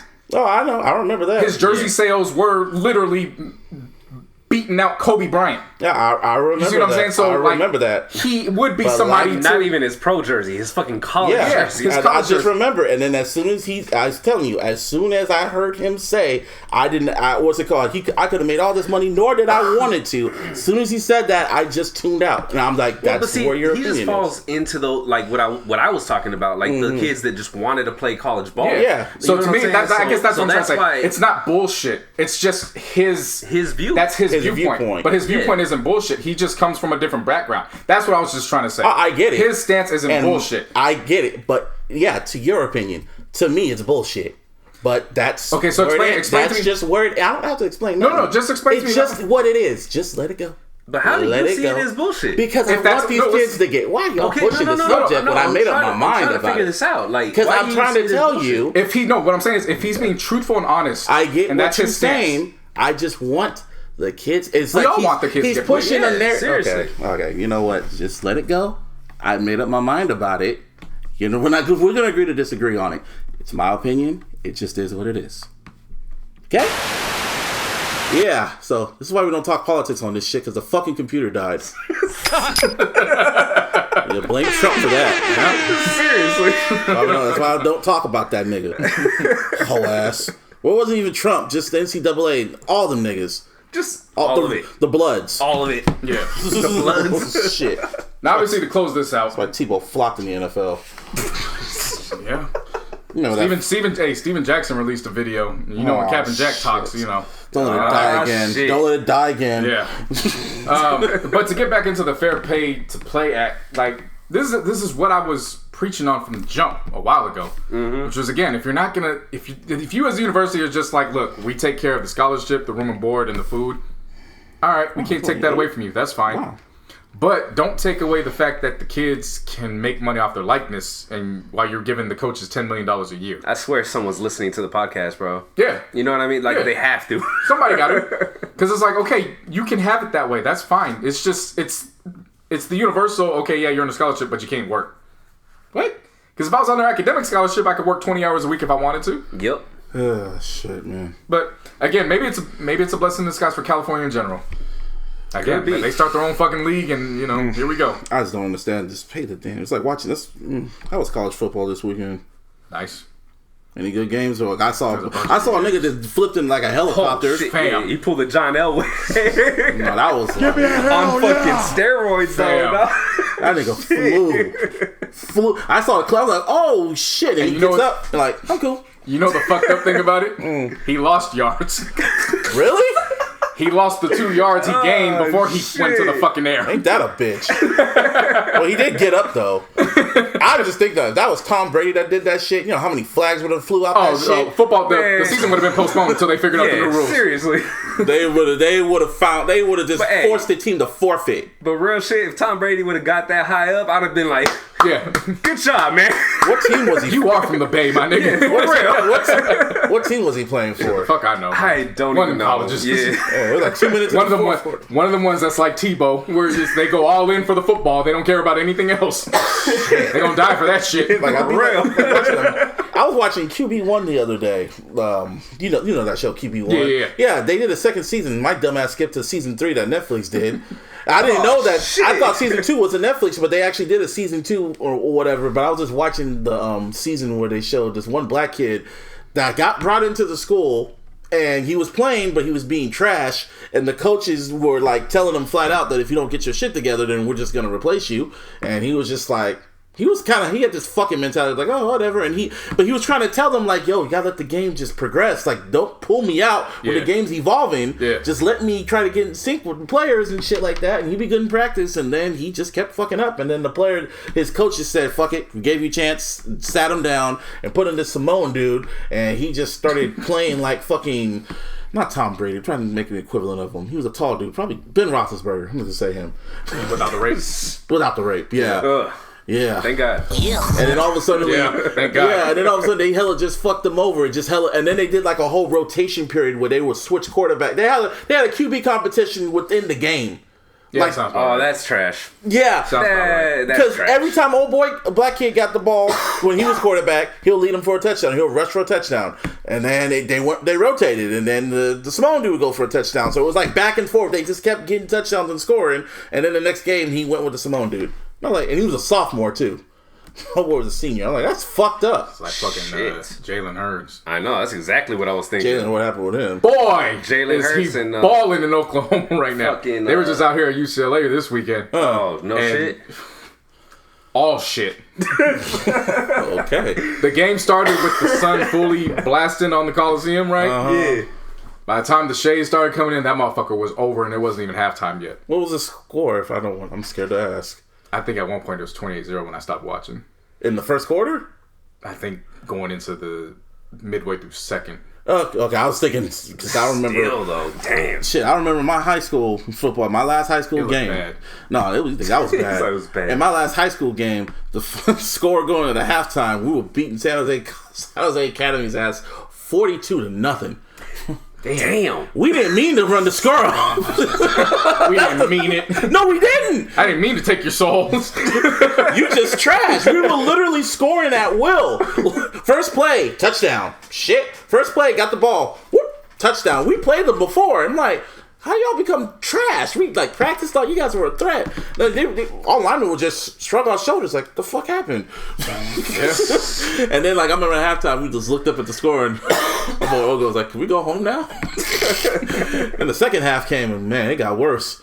My coach put in everybody. I'm saying everybody. He just goes, stop us somehow. They couldn't stop the fucking fourth stringer. It sounds like I was still scoring. Dude, the final score was 84-7. Yeah. Shit. We didn't mean to. And then we got fucking ridiculed for it. We didn't mean to do it. You niggas is trash. Sound like Kobe. For real. We didn't mean to do it. It was nice, but fuck. Sounds like Kobe, man. What? Did Kobe did some shit like that? Nah, just Kobe with the little girls, man. Whoa. No, I'm talking about. Come on, bro. Let's talk about the mamas. Yeah, let's talk about Kobe's crazy My ass. best. Like, come on, man. Kobe is crazy. It ain't nasty. This is. I thought you meant the rape. Nah. This is not an R. Kelly situation. Hell No. You think I would speak about Kobe being Bryant and that? I was shocked. I don't know. Man, I would be terrified to bring that topic up right now. Seriously. But no, let's talk about Kobe being a fucking sociopathic crazy guy. Kobe being Kobe? Kobe being Kobe. Yeah. Basically. Yeah. No, first it was that's normal. Yeah. First it was the girls cheering, and the score was like what 141-22. Like they got blasted. They got beat 22 points last year. Then we came back and beat them. I was like, wow, that's a little bit too much, but all right, Kobe. And then they showed the picture of when they won the 4th place with the mug shots, and then. This picture was taken last year of the participation. What was it? The participation award? They got 4th place participation. Yeah, man. It's basically the 4th place award. And fam, I have never seen so. This is where we're at nowadays. The people's responding, and I'm gonna build into it. This is where we're at nowadays, where people are criticizing Kobe for lighting a competitive drive in these girls. This is where we're at now in competitive sports. Arguably the most recognizable psycho when it comes to competition. In all of sports, we're going to be surprised that he's passing it down to his daughter and the team. That team. The funniest part. It was just the fun. Like, come on, man. It was the funniest part. It's like, the seventh. The seventh girl ain't pictured because she was at a dance recital. Because she thought that was more important than basketball. LOL. It was like a little dry LOL. But she loves it now. To me, I didn't see anything wrong with it. I'm like, either. It was funny. It was hilarious to me. I'm like, okay. Yeah, she didn't like it, but now I kind of saw her. I was like, damn, she probably the fucking Ron Artest or the Dennis Rodman of the fucking team. That's scary. Just imagine though. I must know all the gifts that came out. It's like, Kobe, my dad died. What's that got to do with basketball, bro? Yeah. I think that's one of my practice gonna bring him back. No, but it was the fact they literally bullied Kobe Bryant into actually having to post a video of him skipping basketball for 2 weeks to do a dance competition. Like, right. Well, this is the this is the fucking era that I have officially launched and manifested myself into get the fuck off my lawn of that portion of the rest of my life. I've been on that. Now I'm welcome. there. I mean, welcome to the lawn. That's not even a get off my lawn type shit though. Powerful nigga. Welcome to my lawn. Welcome to the lawn. To the lawn, motherfuckers.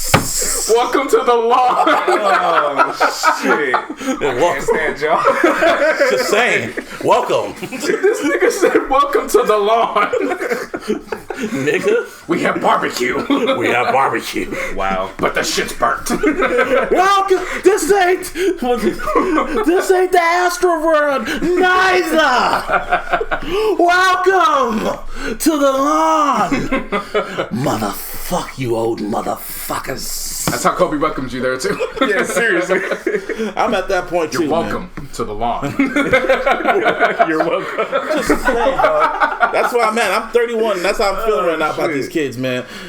Fuck out of here. I don't get it. When did parents get these fucking soft, man? Drake. Competition. Bro, they give out participation trophies to fucking everyone. I saw a side player. I saw a side split screen of Kobe and LeBron. Yeah. And it said, what did LeBron say when he was down to 0-3? At the end of the day, it's just basketball. I forgot what it said about Kobe. When Kobe was up like 3-1. It's like, job not finished. We get the fucking job done? No. Job not finished. Ain't nothing to celebrate. I remember exactly what series that was too. The Orlando, the 2009 finals. I remember we went 2-0 against the Magic. Courtney Lee. Yeah. And he just had that stone cold killer look in his eyes. And he was like, why aren't you happy? That was that year. Yeah. He was like he was on a whole nother mission. He was like, job not finished. Yeah. Job not done. Job not finished. For the listeners that either don't know or don't remember this is coming off of the finals loss where he got his ass whooped by the Celtics. Yep. He wasn't fucking around anymore. Like, nope, not at all. He only celebrated when they won. Yeah. Did they sweep him?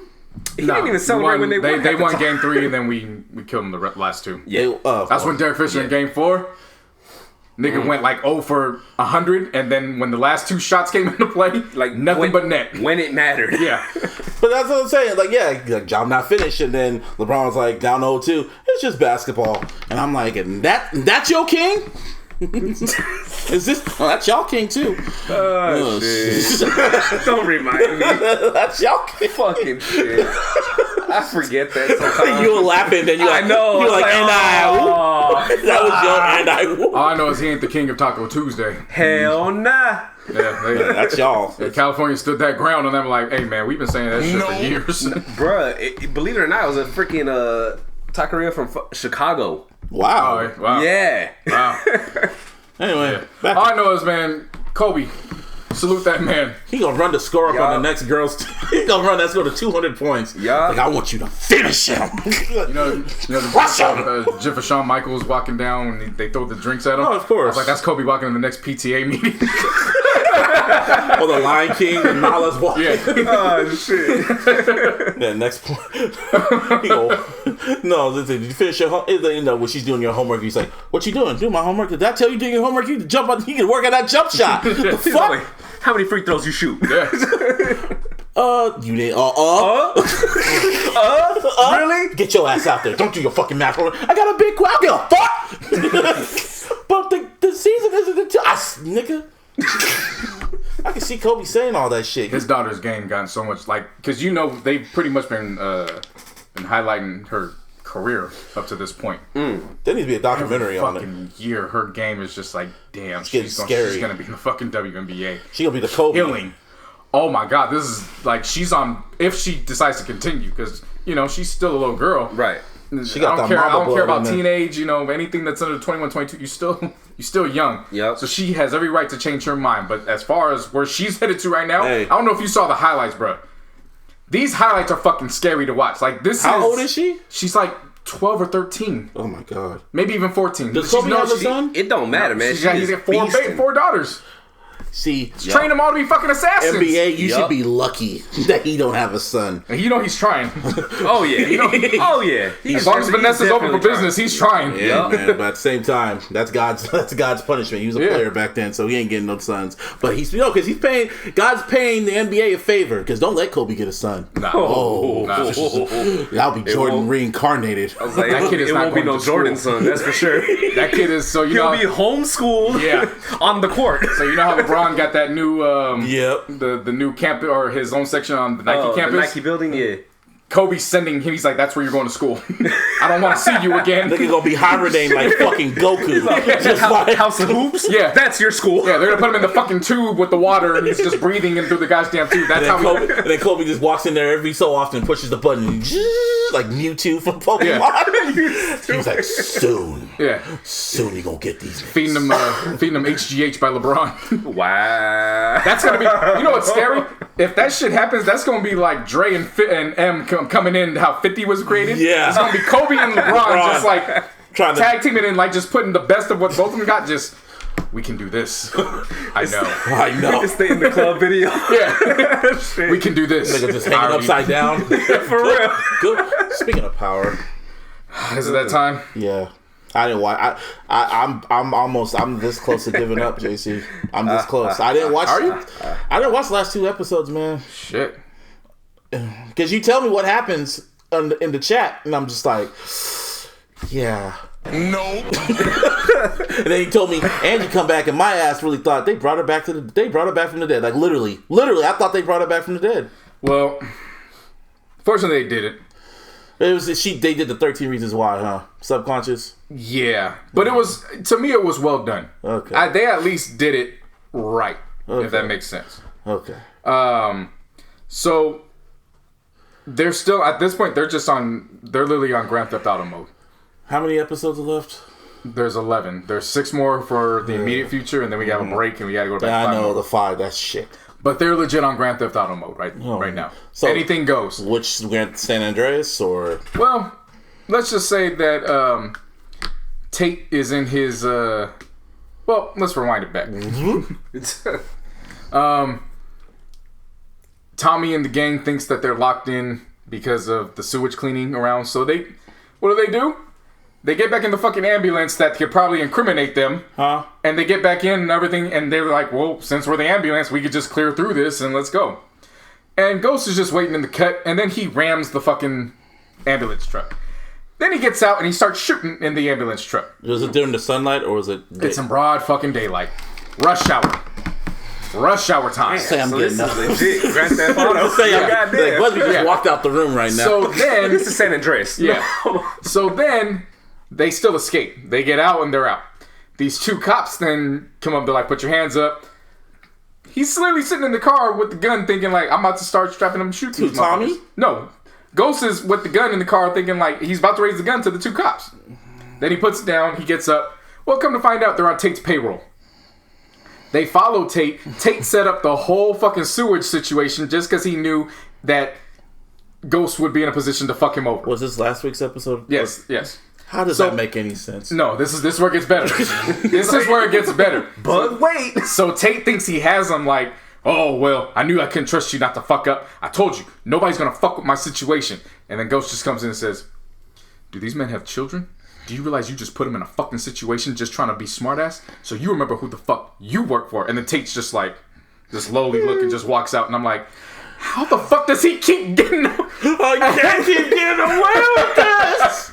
And then as soon as they leave, that's when Angie pops up again. That was in this week's episode. Yeah, because she pops up multiple times. Just what happened with Tariq? So just say it to piss me off. What does he do now? What does Tariq do? He sneaks into Tommy's hideout and he takes a good portion of pills. Remember, he's Vincent's supplier. Yeah. So when Tommy goes to see Vincent, trying to get him to reconsider and let him be his supplier, Vincent pulls out the bottle, and Tommy's like, "That's my fucking bottle. Where'd you get it?" And he's like, "Oh, I'm not gonna, And he goes, "Wait a minute. Black kid about this high," and he's like, "I'm not gonna say anything." He's like, "It's my fucking godson." So then he goes all the way to the campus, confronts Tariq. Tariq then blames it on Kanan. Says that Kanan gave him the pills. And then Tommy, He believes him? Tommy wanting to still love everything that's pure in Tariq. He believes him, doesn't he? Says Kanan should never give you this. And he leaves. Tariq then goes to see Vincent. Vincent slams his face down. He slams Tariq's face down? Yeah. Yes. And says, "I want double the drugs now because I don't let anybody affect my business." So he was torturing him. Yes. And then when his I guess when his capo says, "Well, we should just shut him up and silence him," and he's like, "Yeah, yes. This is where Vincent pisses you off." Vincent says, "Do you know who his father is and who his godfather is? You think I'm just gonna let that leverage go without?" Yes. No. He says, "I'm gonna hold on to that for as long as I can." What kind of shit is that? So Tariq, in some masterful way, is proving how he has everybody by the balls without being the one that has them by the balls. And I'm telling you, this is how it's going to play out. I know. And Dre is serving as double agent. So Dre is also helping. How does any of this make any sense? Yeah, but in the end, Proctor's the one that comes out the MVP of this. How does Turtle come out? He kills his wife without killing her. How? He sets up all this story about how he's doing well, and he writes this fake-ass letter saying that she failed her bar exam in actuality. Puts it in, then he says that he met a woman is going to propose to her, which sends her into a freaking frenzy. She calls her dealer, overdoses, and right when he's going to call 911, he tells her, "You're not going to take my daughter away," and then doesn't finish dialing 911. She dies right there on the couch. And the catch is that it zooms out, and the backpack's there. What's in the back? Remember when Sax gave her the backpack, the daughter's backpack, the recordings? Oh yeah, it's still there, so it heard that portion. Oh damn! No, well shit. Yeah. So I mean, there's that. Tasha's still friendly with the pussy. She giving it to anybody. Who's she giving it to now? Some random nigga that went into the daycare. Oh, that's the thing. She got her daycare set up. So some random nigga that wanted to put his daughter in, and she literally was about to give him the pussy right then and there, and then she got scared. And then Ghost came in, like, "You shouldn't do this," and she's like, "Fuck you, this is my right." Yeah. And he just so happens to see the guy, and he just stares him down, and I'm like, walks away. Well, they're talking outside, and he's just staring. That sounds like Shaun fucking White watching his wife tweet. Except she's doing it with another man. Maybe he's into that shit. I don't know, but why was he staring at Tasha when he was fucking with Ant? Yeah. That's what I'm saying. They're doing anything at this point, so You should see the look on my face, people. I'll be here for more next week. But at some point, I know. It's taking off. I know! Fuck! Yeah. I have to watch it, but I wait till Snowfall comes back. A clip came out about LeVar and Lonzo. I saw this today. I didn't watch, but it broke my heart. Yeah. Did it really? Well, it's just, from last year, was it last 2 years ago when they were, when LeVar Ball was at the tip of his Triple B shit and, everything was all good in college and... LeVar just got to know that it didn't work, so he's got to back off. Because he's now pushing, and I'm not trying to play devil's advocate. I actually caught what he said when he told Lonzo, well, what if I just believe everybody that said you're damaged goods after 2 years? He wasn't calling Lonzo damaged goods. Lonzo was saying the brand's destroyed because this is what people are saying.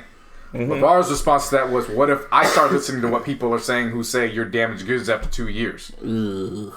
But, of course, people just hear what they want to hear and they're just like, oh, he called him damaged goods. I'm like, that's not what he said. How did Lonzo react to that? He was just like, look, you can say what you want to say, but this is how it's going to... All right, fine, whatever. And so, he was just kind of... At this point, he's got to let them mature and be their own. He's holding on to something... That was he was this close. Yeah. He was really this close from back then. He should definitely be credited. He set them up to succeed. Yeah. Because remember, Lonzo's stock, Martin knows firsthand, Lonzo's stock was not high until LeVar started talking. Yeah, true. So, at this point, he's pretty much done his job. He doesn't have to do much for Melo because I'm seeing recruiting reports now that Melo's supposed to be a top 10 pick in the draft this year. Wow. He's going to be on FS1. Yeah. So, he's done his job. My God, I just thought of something. Can you imagine a LeVar Ball and O.J. Simpson podcast? Can we talk about O.J. Simpson on Twitter? Shit. I just thought of that right now. I looked at Larissa over the weekend and I said, look, that nigga I follow O.J. Simpson and I'm not ashamed to say that I follow O.J. Simpson or retweet his shit anymore. He is a godsend for football commentary. He really is. And he's only doing who's ever filming his fucking I have rants. Not paid attention to you his need shit to. At all. You need to follow OJ during football season. Just start watching his videos throughout the week. Throughout the season. Really? Yeah. Like that. During the whole Antonio Brown drama? Yeah. Oh my God, this commentary. It's like if Magic were to make the videos, but he wasn't saying the obvious shit. And he's letting someone film him, so he's kind of he doesn't really tweet, he doesn't really talk about a video. He films somebody and he just lets somebody film him and he just talks. Yeah. It's not the selfie shit. It's literally he presents and he's not verified either, which Will Smith, it's a production and shit. Yeah. He hasn't figured out Instagram yet. No, well, I mean, on Twitter though. I know. Yeah. He's low key figuring out Twitter. When he figures out Instagram, when he figures out Instagram and Instagram hoes. Well, you hoes better hide. Fam. Yeah. He gonna get in trouble again. Yeah. Man. Them screenshots are gonna come popping up. Yeah. But OJ, man, he's gonna get. I'm telling you, he's gonna be on he's not gonna be on ESPN. FS1. That's where I feel he's coming. He's going to FS1. Whoever has Odell Beckham Jr. What Congratulations. happened? What happened? 6 receptions, 176 yards, and a touchdown at halftime. What's the score for the Browns? They winning? Oh, that shit's done. Oh, it's done. I'm sorry. 23-3 Browns. Oh. 161 receptions. I got Myles Garrett on my fantasy team individual. I got 3 sacks. I still lost. So let's talk about week 1 of the NFL. So I'm gonna say, you versus you some hoes. Let's talk about my experience trying to get red zone. Okay. Shit. You versus took away my red zone NFL network. So give me what I want. So me and JC made a deal. You know what? Let's just go to the PlayStation View. I'm going to share my account. And at first I'm thinking, okay, red zone's like $10 a month. I just saw $10 a month, but I didn't read the fine print. Because then JC did his research, and how much was the whole shit? The core, you had the sports package is $10, but you have to add that onto a core package, which minimum is $49. Oh shit! So JC was like, JC's living, in the 22nd century. So he's like, I'm cutting cable. So I'm gonna go strictly streaming for PlayStation View. So she was like, you know what? Since he's one of my best friends, he's like, just pay me $10 and you can just borrow my fucking shit. So I was like, for sure. So made the account, and day of, I go on PlayStation View. There it is. So I'm like, okay. So it was like Did you say, oh, okay, or did you just stare at the beauty and was like, oh, I have it again? Yeah, it was like a crackhead. It was like, oh, yes. Yes. Oh my God. It was the same feeling I had when I first got Netflix and I saw do not feel comfortable sitting next to him right now. No, that's the same feeling I had when I got Netflix for the first time. And I saw Xena, the Warrior Princess, and the whole season was there. I was like, oh. I really do not feel comfortable sitting next to him right now. Anyway, like I was saying. So, for half an hour, it was just a countdown. And you were on there, right? Yeah. So, I was watching. So, then it was time. I saw Scott Henson. And I was like, my nigga. Fist bumping the TV. I saw the quad screen, all 4 fucking screens up there and shit. I'm like, it's time. So I was watching. The games were going. Then I saw fucking Vernon Davis catch a touchdown. I was like, fuck you. And then PlayStation View said, no, fuck you. And then it just said, yeah, you can't use this. You're using two different devices in 2 different places, and you have to sign out of one. And I'm like, What kind of shit is so I that? called JC. He was like, what the fuck? So he signed out a few other ones. I went back on. It just kept kicking me off. And I'm like, you gotta be fucking shitting me. And that's when I read and did the research and found out just how deep this streaming war shit goes. Shit. Because PlayStation View allows you to have 5 different profiles as long as you make one profile the home base, which is mine. Right. So of course I have a profile for my mom, my brother, sister, one for Larissa. I made one for him. Yeah. So even though there's 6 profiles, you can make up to 10 profiles. It's just 5 can stream at once. So his whole family was just out. It was just me and him. Yeah, there was nobody. Like Larissa was out with her mom. Like she was gone for the weekend. My brother was at work. My sister was at work. My mom wasn't even watching TV. So like literally, it was 2 profiles in action. Right. And then that's when I read the fine print, and it was like, as long as you have the home base, that's fine. But it has to be the TVs in the home. And I was like, What kind of shit is that? Bam! Are you shitting me right now? And he was more So it pissed. has to be like on the network type shit. Yes. And the thing was, he was more pissed about it than I. Because at that point, I'm at a point in my life now when shit's not in my control. I just let it go because I'll be like, you know what? I'll figure it out. JC was like, this is fucking bullshit. Yeah, I'm like, I pay all this because I'm also thinking too, like, okay, well, shit, because Larissa cut her cable so we could do this. Like, okay, fuck. Now I got to think about what's gonna happen if she's watching and somebody in the house is watching. Like, how's that gonna go? Yeah. Through? So it's kind of like indirectly he ended up being the guinea pig for it. So now Well, I got shit. pissed off and I'm like, fuck. Now I have to pay for You put it that way, but fuck you too. Yeah. Still, fuck you. But here's the thing. I felt it's just some whole shit because yesterday on Sunday I did it again. This time I wait. It was like an experiment. So I'm like, okay, I'm gonna wait. I'm gonna go on at 9:30 and see what happens. Everything was good until NFL Red Zone came on, and it just blacked me. It kicked me off. Shit, man. I'm like, this is some bullshit. Fuck you. And JC was on it. He was on it like earlier before me, and he stayed on it. These last 2 weeks, man. But I did bounce back, people. I found a stream. Don't worry about how I found it. I found a stream, and that was cool. That's how we always do, man. So I figured it out. Busby, I always figure it out. Happen. Have to make it happen. I can't complain. When Hanson showed up on my screen My first nigga. Sunday. And I've been waiting, baby. It was like, this is what I sacrificed all last year. Yeah. Yeah. I sacrificed all that. Like, I must have really been exhausted from football. Like, Scott Hanson. You know what? Yeah, that's actually Probably what happened. That's actually a really good point. You talk about exhausted. What you call it? Not watching the shit. It probably was just out of exhaustion. yeah. But Scott Hanson, man, that boy works, man. I don't know how he pisses. How he is. No, because he's literally there like for 5 hours. He's standing there for like damn near 7 hours just there. Bro, you do realize that they cut to the actual shit, But he's right? still Like, talking. He's still talking, hey, bro. you can have the mic connected, go take a piss. Haven't you Yeah, ever seen fucking that's Naked true. Gun? Fam, He get out the fight. I know what you mean. Yeah, I know what you mean. But I don't know how he moves. it got to the point where, because I guess, so I was so enthralled with football, I didn't even realize Jay did another move that had people questioning. Oh yeah, let's talk. So Busby asked me, and he's like, oh, we can get in that. and he's like, yo, so just Jay shit, like, what is it? And I'm like, huh? So he sends it to me. He goes, yeah, I brought it up. Like, what you think? And I was like, show it to me.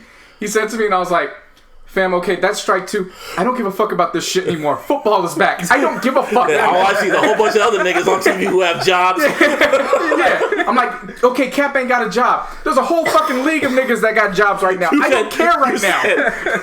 See, that's another thing we could have talked about last week. But, I don't feel a way about it no more. So it's like, Whatever, football's Yo, back. football literally starting kills everything. It kills all that shit. Don't bring that shit up into me anymore. Like, again, Cap should be in the NFL, don't get me wrong. Especially right now. I hope I am wrong that he gets a job considering what's happened with the Saints, with the Steelers, and all that. Cool, that's fine. But football's back. Don't talk to me about that shit. I don't want to hear it right now, okay? I don't want to hear that shit. Football's back.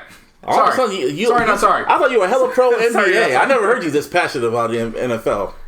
Exactly. So imagine what happens. Imagine what happens on tip-off. Because I've always been around, and then when he was with the Raiders, and then when he left, he was like pro Kaepernick, fuck them niggas. Yeah, I was gonna say you didn't know him pre-Raiders like that. Well, I know him. Well, yeah, I should have known him as pre-Niners, and there've been all three Niner fans sitting here. Yeah, but they bought your soul. No. Yeah, they did. No. Yeah, they did. Nah, this is fandom. Yeah.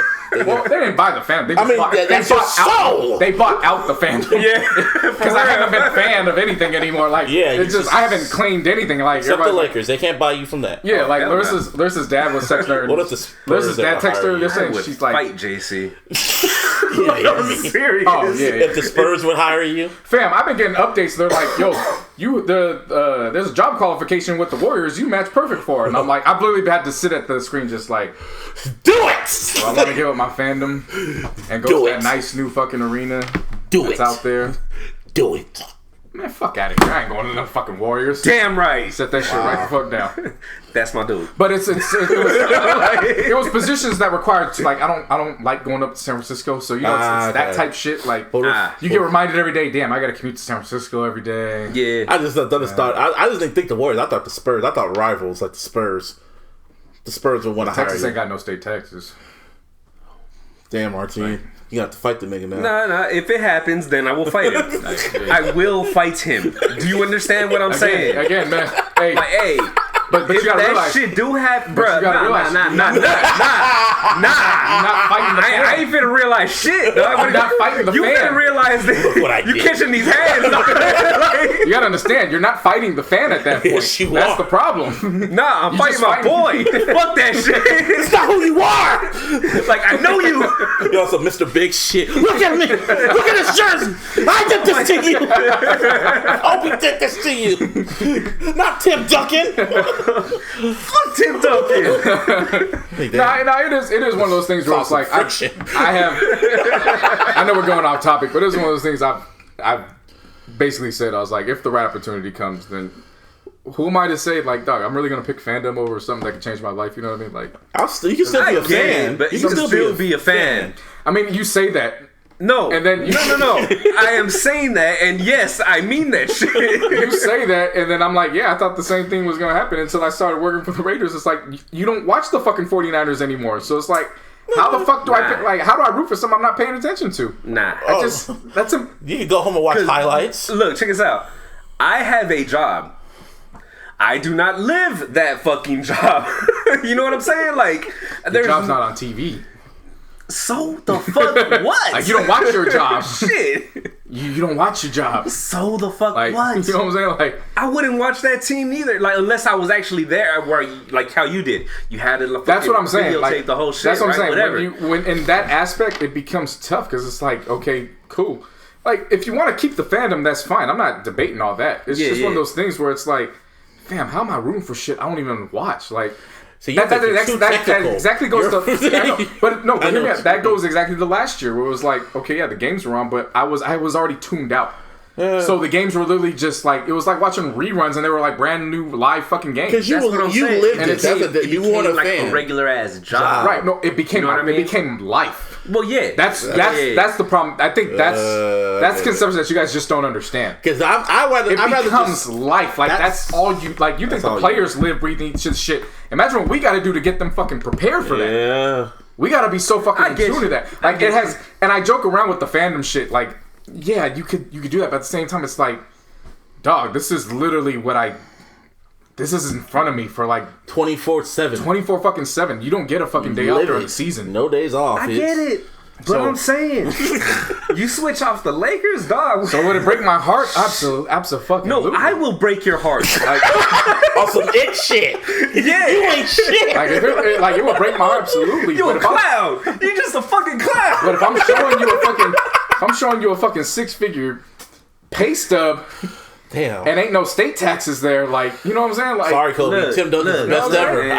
Kobe would look at me and be like, "You a fucking dumbass. What the fuck's wrong with you? Yeah, Get your ass over there." Yeah, he would. I know he would, but he'd be like, "Go."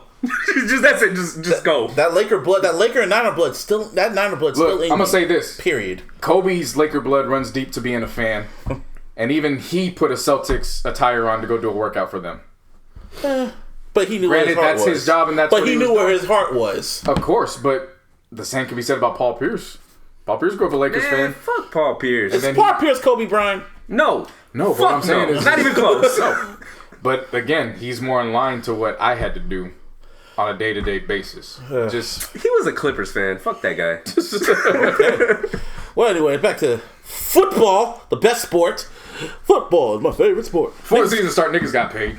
How the hell niggas got paid? Not like NFL, but they got paid. Well, you mean not like the NBA? Yeah. Did we? Oh yeah, not like the NBA. Yeah. Did we talk about Andrew Luck? Yeah, we already talked about that nigga. Yeah. We missed somebody. Oh, Antonio Brown. Yeah, we talked about that later. Yeah. But Julio Jones got an extension, 3 years, $66 million with $64 written for him in a check right at the time he signed the damn thing. Good for him. There was a stat that got put out that made me laugh. It's one of the richest contracts in the NFL in terms of immediate money, guaranteed money. Yes. However, in comparison to the NBA, this summer, that $66 million guaranteed would have qualified for the 21st biggest contract signed in the NBA this year. Hate this shit. I heard that shit and I just said, bruh.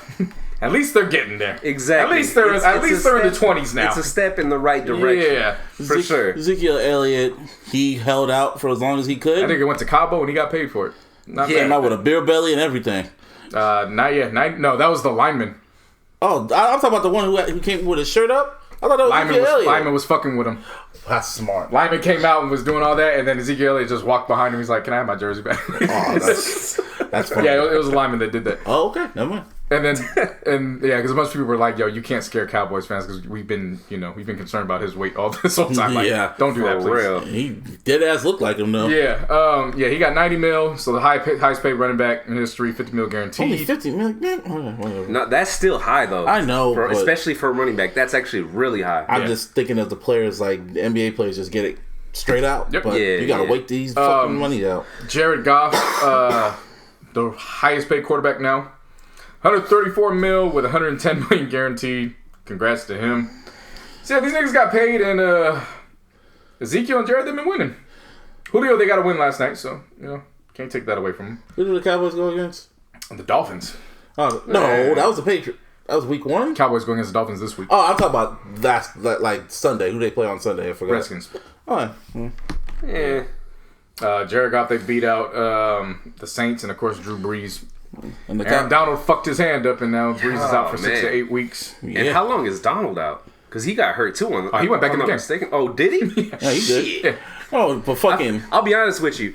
Once it got like into the third quarter, and it was like still was 6-3 at that point, I fell asleep. Yeah, they kicked their ass out. No, I fell let's talk asleep about on the that Dolphins shit. for a bit. Let's have a moment of silence for the Dolphins. All right, so week 1 they went against the fucking Ravens, and Lamar Jackson had to make a statement like, "You motherfuckers want me to be a wide receiver? A running back? A running back?" No. That nigga went out there, and JC was just commentating because I couldn't watch shit. So Lamar Jackson just balled. That was so hard to watch because on one hand I was so proud of him, and on the other hand I was looking at my fantasy team like, you left him on the bench. Oh, You left a lot of people on the bench. Him and who else did you leave on the bench? Points sat on the bench. Want to hear it gets even better? oh, that's fucking ugly. Deshaun Jackson's 50 points on the bench. Oh shit. Larry Fitzgerald 30 points on the bench. Oof. Yeah. Want to know what happened this week? I played Alshon Jeffrey and Deshaun Jackson. Both of them left in the first quarter. Oh shit. Yeah. Damn. Talk about your bad luck. Yeah, it's just been a bad start, man. Bad start. Don't pick my Niners. Yeah, but I traded Drew Brees away before the season started. Hey, so you did. You did. Gosh, sure thank did. you. Thank you. Also, That Drew worked Brees, out. didn't he do some shit with some Christian organizations, some anti-Christian, not anti-Christian, but they're like anti-gay and shit, I or wouldn't be conservative. surprised. And then, because he did like a whole video about it and shit like that. And he was like, "I'm Christian. I want my kids to be devoted Christians." And they goes into the how they are fucking hella, what are they? The hella anti-gay shit and all types of shit.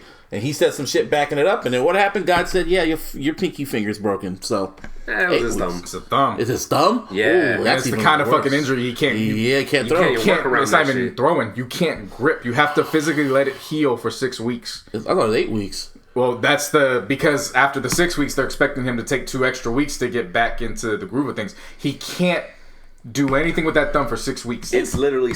I know you guys can't see it over the podcast, but it's stuck like in the L position, kind of legit. So hold that L. It's not even about. It's not even about grabbing the football. Like he has to wipe his ass with his left hand, type deal. Like he can't cuff the toilet paper with his right hand. Ain't that a bitch? Yeah. Well, God don't like ugly.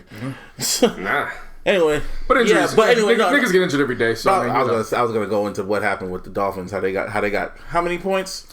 Well, they got 59 by the Ravens. Yeah, 59-10. That was sad to watch. And then when they went against the Patriots, which debuted Antonio Brown and all this, because we didn't get to explain what happened with all that madness. Let's jump into it.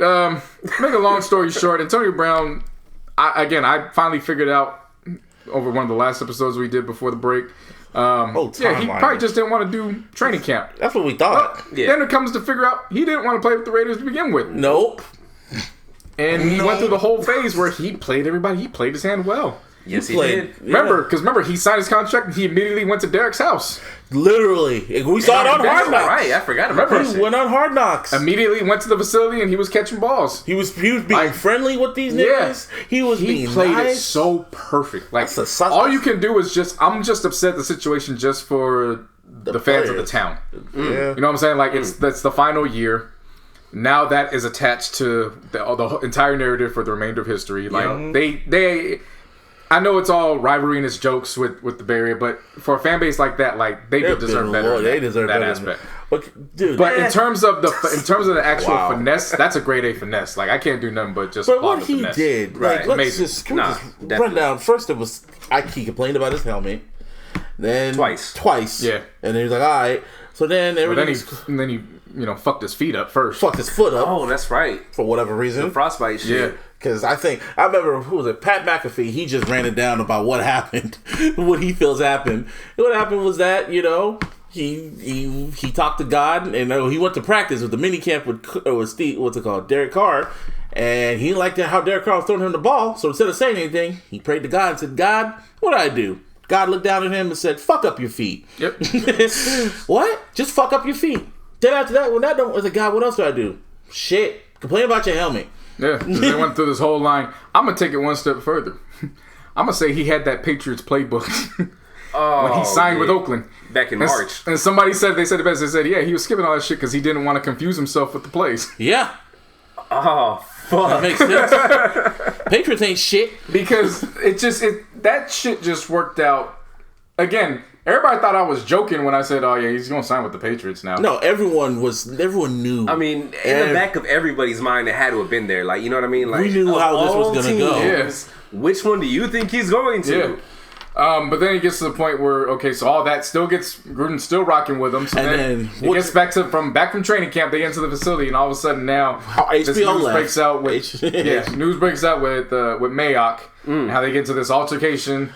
The scuffle, which they blew it out of proportion. I actually asked somebody who works upstairs where all the offices are.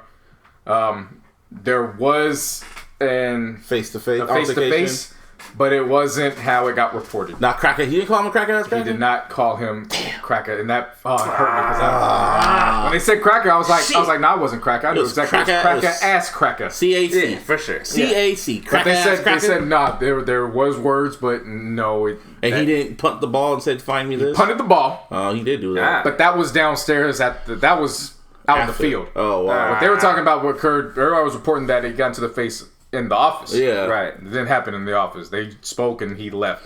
And it got to the point where they were like, yo, you could just leave. And then they came out later and was saying, well, we haven't seen him. So, and he's like, I just got done talking to him. Y'all just said I could leave. What the fuck? So, yeah, it's one of those. He said, or whatever. Yeah. And then what made it worse, this motherfucker was just wild. I was just online, and then I just see a video pop up, and I'm like, what the fuck is this? And it's a fucking video of Antonio Brown. I keep calling him Antonio Brown. Antonio Brown just having a like it's just like some Nike shit. Him in Raider uniform and like make it all cinematic and shit. And in the background, you hear him on the phone with John Gruden. I'm like, this nigga recorded a conversation with him and his coach. What the fuck is wrong with this nigga? Oh, you want to hear the story from the videographer? Oh, shit. Because Dan Le Batard got that interview. And what was the story on that? Shit. Boy, was that one of those shits where you're like, he actually was able to get away with it. So, to try to make this as long story short as possible, because I just want to get to the other stuff. Looking nice. Antonio Brown was, they were working on this montage video. The guy, the videographer was like, I want to do a build up for your opening night. And he's like, yeah, so he flew him out. He was just recording them. All the shit takes place in Oakland. He confirms that, he didn't call him a cracker and all that. He just showed up at practice. He's like, they told me to come back, so I'm here. And then they have the conversation. He has a conversation with Gruden. But because he's like, I'm documenting everything because I'm like, all right, I could just kind of see what I could use and what I can't use. You know what I mean? So then everything's going good. And then that's when the reports are like, yo, they took away my guaranteed money. And he's like, man, fuck that shit. You making all this happy-go-lucky shit. Make this shit dark. I don't want to see that shit anymore. So then they went and they took the recording and they mashed it up together. And when they put it out, people were hitting him up like, yo, you know you get sued for this, right? And he's like, I'm just used to people commenting like fire emojis on my shit. Like, they talking about, I'm like, what the fuck did you get me into? They called Gruden. Like, and I guess they're like trying to work some shit out. 15 minutes later, Gruden called back. And he's like, I'm expecting them to be like, yo, fuck y'all, like, get this shit down. And he's like, exactly what Gruden did. He said, to my surprise, Gruden said, I love that shit. He likes nightmares. He said he likes nightmares. Yeah. I completely agree that Gruden liked that shit. Yeah. So then I'm thinking, Gruden's gonna spread his butt cheeks for this nigga. Pause. But at this point, he's letting him do whatever the fuck he wants. Yeah, that was the unfortunate situation of it. It was kind of like he really went the entire mile to make this work. And it was kind of like, at first I thought I was like, damn, now you lost the locker room. But apparently that was wrong, considering after the week 1 win, now they all came together. They came together and they took it off. And Antonio Brown, he's with the Patriots, and they just ran up the score with the Dolphins, 43-0. That's 41. Shit. 43. Well, 43. Whatever. Yeah. Just off by 2 digits. Yeah. And when it comes to the Dolphins, man, when they got blasted out week 1, them players said, I want out. Them players been saying they want out. Seriously. Yeah, I didn't know that part. Yeah. When you told me that. They've been saying they want out from ever since the Dolphins front office was basically like, yeah, we fucking the season over. So. And actually, one of them got out. Yep. Yeah. While we were on air, an hour ago, it was reported that the Steelers are trading a first-round pick to the Dolphins for that safety I was talking about earlier. Minkah Fitzpatrick. Yep. Yeah. Well, let's get to the shit. Well, before that, I was about to push the button. The Patriots at this point, like the first 2 weeks, the Patriots have scored 76 or 79 points, and they've only given up 3.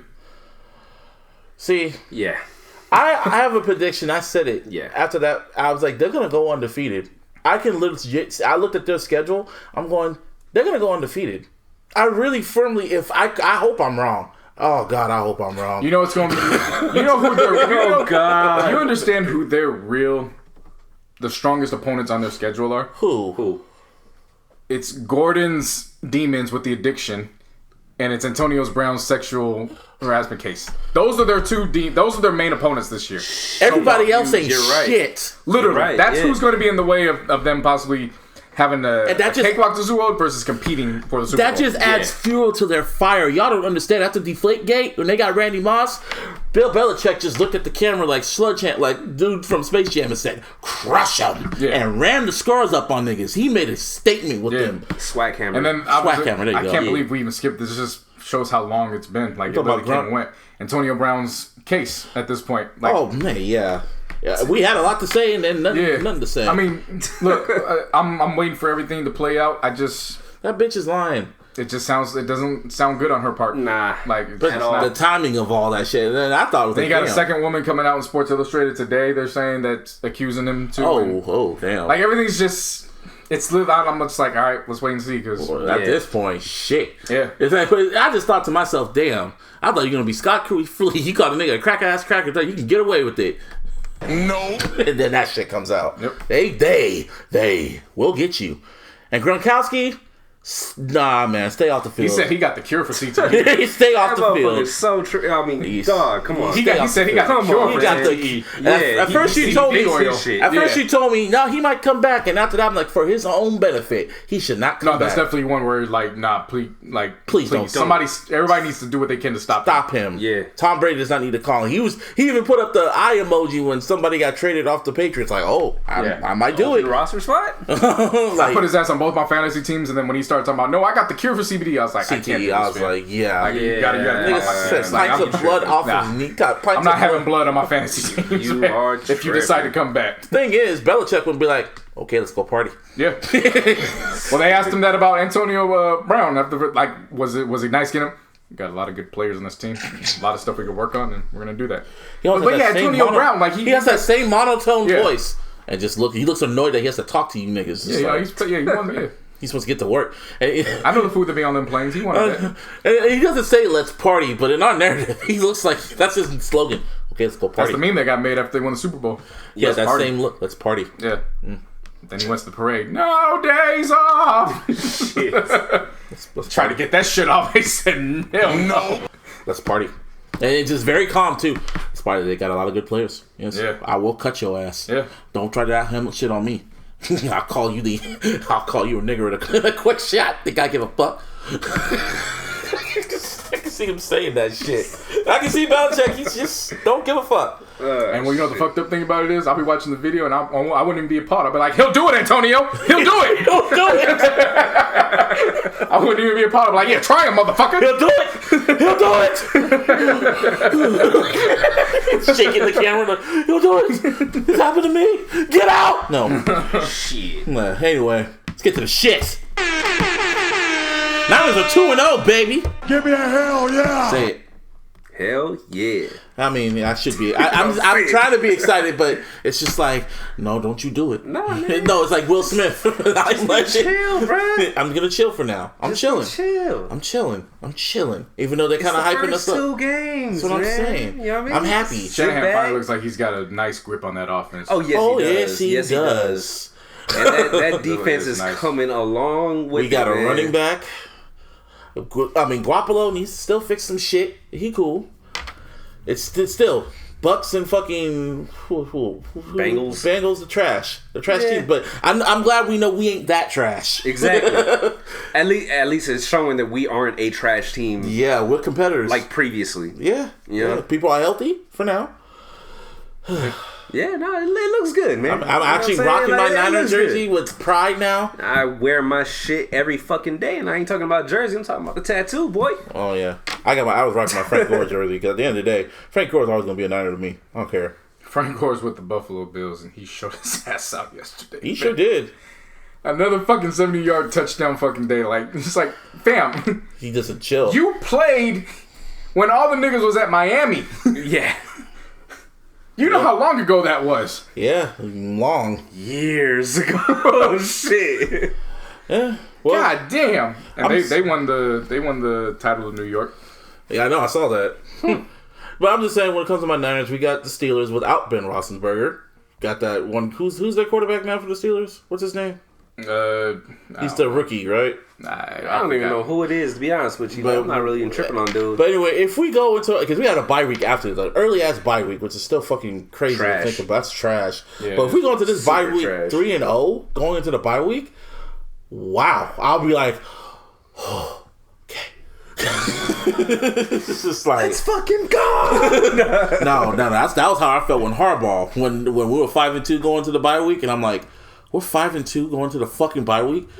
No, that's when I was like, what the fuck is going on? I'm not used to this. The Harbaugh, what's it called? Blue ball years. That's what I call that shit. Yep. Didn't he go through some fucking thriller back in it was like typical Harbaugh fashion. It's like double overtime and they won, right? What? His Wolverine team in Michigan. Who gives a shit? I wasn't paying attention. That wasn't one of the college games. No, not last week. Not this week, but last week he did some shit. I haven't paid attention to them. Nope. Me neither. And the Raiders lost. Fucking Mahomes just went the fuck off. Dude, what can you say about an MVP? Like, seriously, man. I mean, he said that mad curse ain't getting me. As much as I've been talking shit about the Raiders, I do, like, whatever. it's a Bay Area thing. Yeah, you know what I mean. Whatever, bro. It's not even fair playing against Pat Mahomes. He's a living, breathing fucking. He's a cheat code. He's a cheat code. He's a creative player. He's not Michael. He's not basically. Michael, he's not Michael Vick though. The Michael Vick in Madden. No, he's better. Honestly, in my opinion, I was about to say that. I think he's better. Michael Vick did not have that fucking arm. He didn't have that arm. Well, he did have the arm strength, not the accuracy, but not the accuracy at all. Scary and even the no-look passes and shit. Yeah. No-look passes, left-handed passes. I think his goal. I want him to throw a behind-the-back pass like that. Don't say that. He's gonna do. I want to see it. Probably. I want to see that shit. We don't play him, so good. Yeah, exactly. Yeah.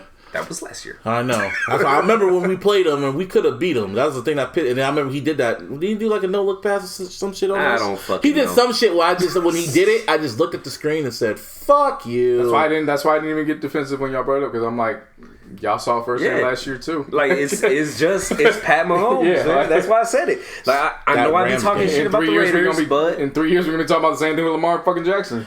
Lamar Jackson's you talking about 3 years? You talking about 3 years, bro? That's already gonna happen. I promise. Lamar Jackson's he doesn't have the weapons Mahomes has. That's what I'm saying. Oh, if you're talking about on that end, just wait till everybody on his line is ready to go. Do they play each other? The Ravens and Kansas City play each other this season against each other? They play each other this week. No, not Thursday. The Sunday. Next Sunday. The Sunday coming Sunday. Oh, I'm gonna watch that. I'm watching that shit. Yeah. That's must see TV. Yeah, I'm gonna do some legal shit. Watch that shit. Is it a Sunday night game? I don't know, but they're I'm watching that. It better be. They can't do the flexes right now, but because I'm make it early. Yeah, nah, you're right. Yeah, I know. You're right. But I just remember that Monday Night Football game, which the real Super Bowl with the Rams in Kansas City. My God, that was one of the greatest games I've ever watched. It was nice. Yeah. Some music dropped. Well, before we get to that, there's one piece of news in the NBA that has nothing to do with the actual NBA, but also to do with an arena. Yes, that is true. And Miami was it American Airlines? Yeah, which was wild to me because Dallas's was also American Airlines. So I was like, all right. I thought they were AT&T Stadium. Nah. Oh, I'm thinking the stadium. That's football. Cowboys. Yeah. So the hell is it? Their sponsorship ended.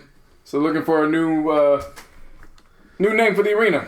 Oh, here comes Bang Bros. And it's that Bang Bros. It's exactly it's exactly who you think it is. And it really sounds like a joke. The Miami Bang Bros, because remember that's where they operate out of. Shit, I did not think about that. Yeah, It's Florida, man. But they put up $10 million.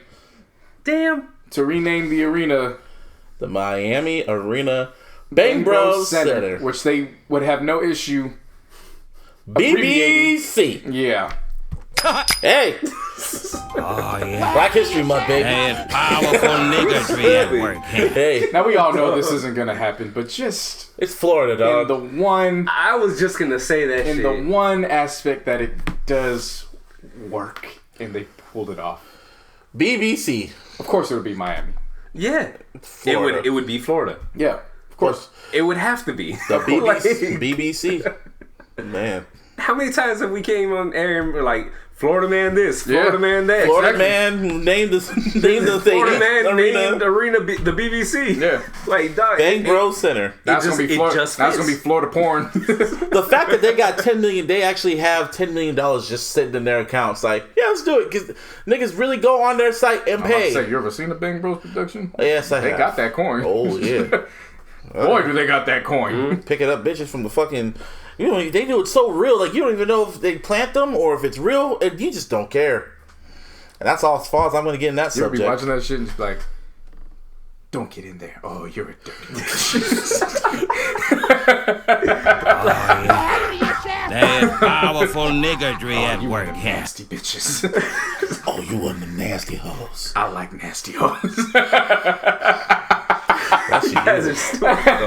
You took it there. I was like, yeah, I mean, whoa. Like, to me, honestly, when I see the shit, it reminds me of like when you're watching a scary movie, like, bitch, don't you know not to go in there?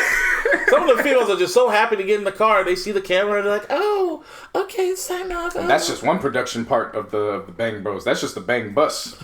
Yeah, seriously. You know what I'm saying? They got like 23 other productions. They're a fucking empire. Yeah. These niggas jerking off. Yeah, I don't think people really understand how big these porn industries are. Yeah. Like, they've got enough to provide these little... Like, they're like fucking record labels underneath the big-ass label. Yeah. Literally.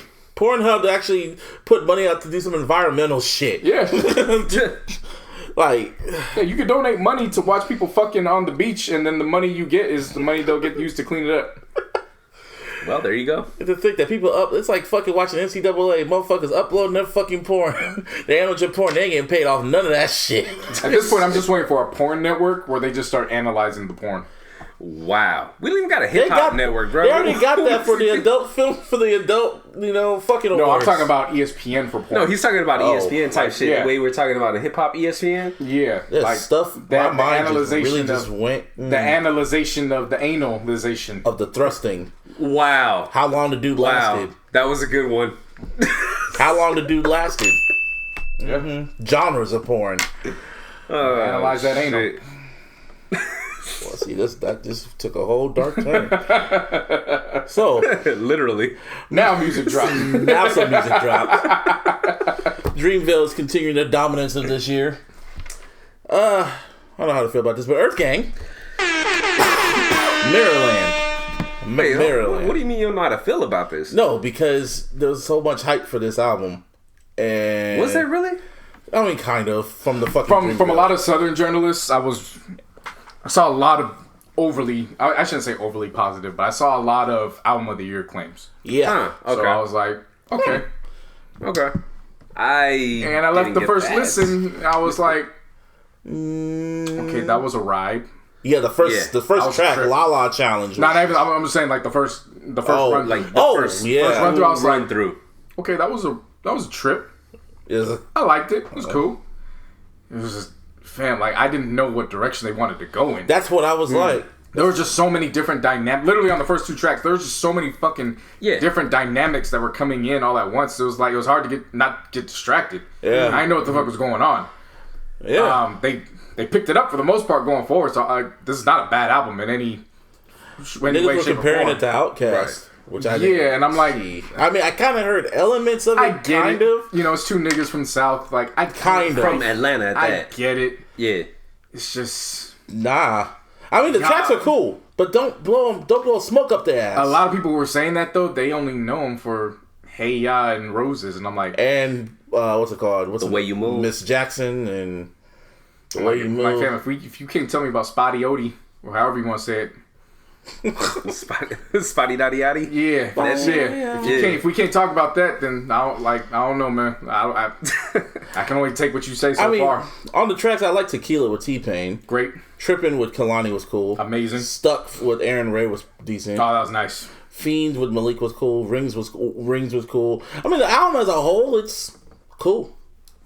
And that's all I can say. That's exactly how I felt about it. And it's not album of the year by nah. I mean, it's cool. It's gonna be on our list probably, but album of the year?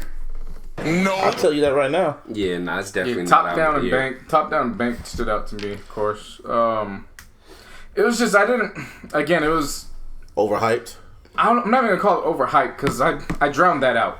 Like I don't want to blame the artist because I listened to somebody else. Yeah, you know what I mean. Like the artist didn't say it; it was people who were talking about the album. Everyone has different ears. Yeah, and they have different. And I can't prove that they were lying because maybe it did touch them in that way. Where they're like, "This is my album of the year," so I can't take that away from them. Yeah, it's just for me.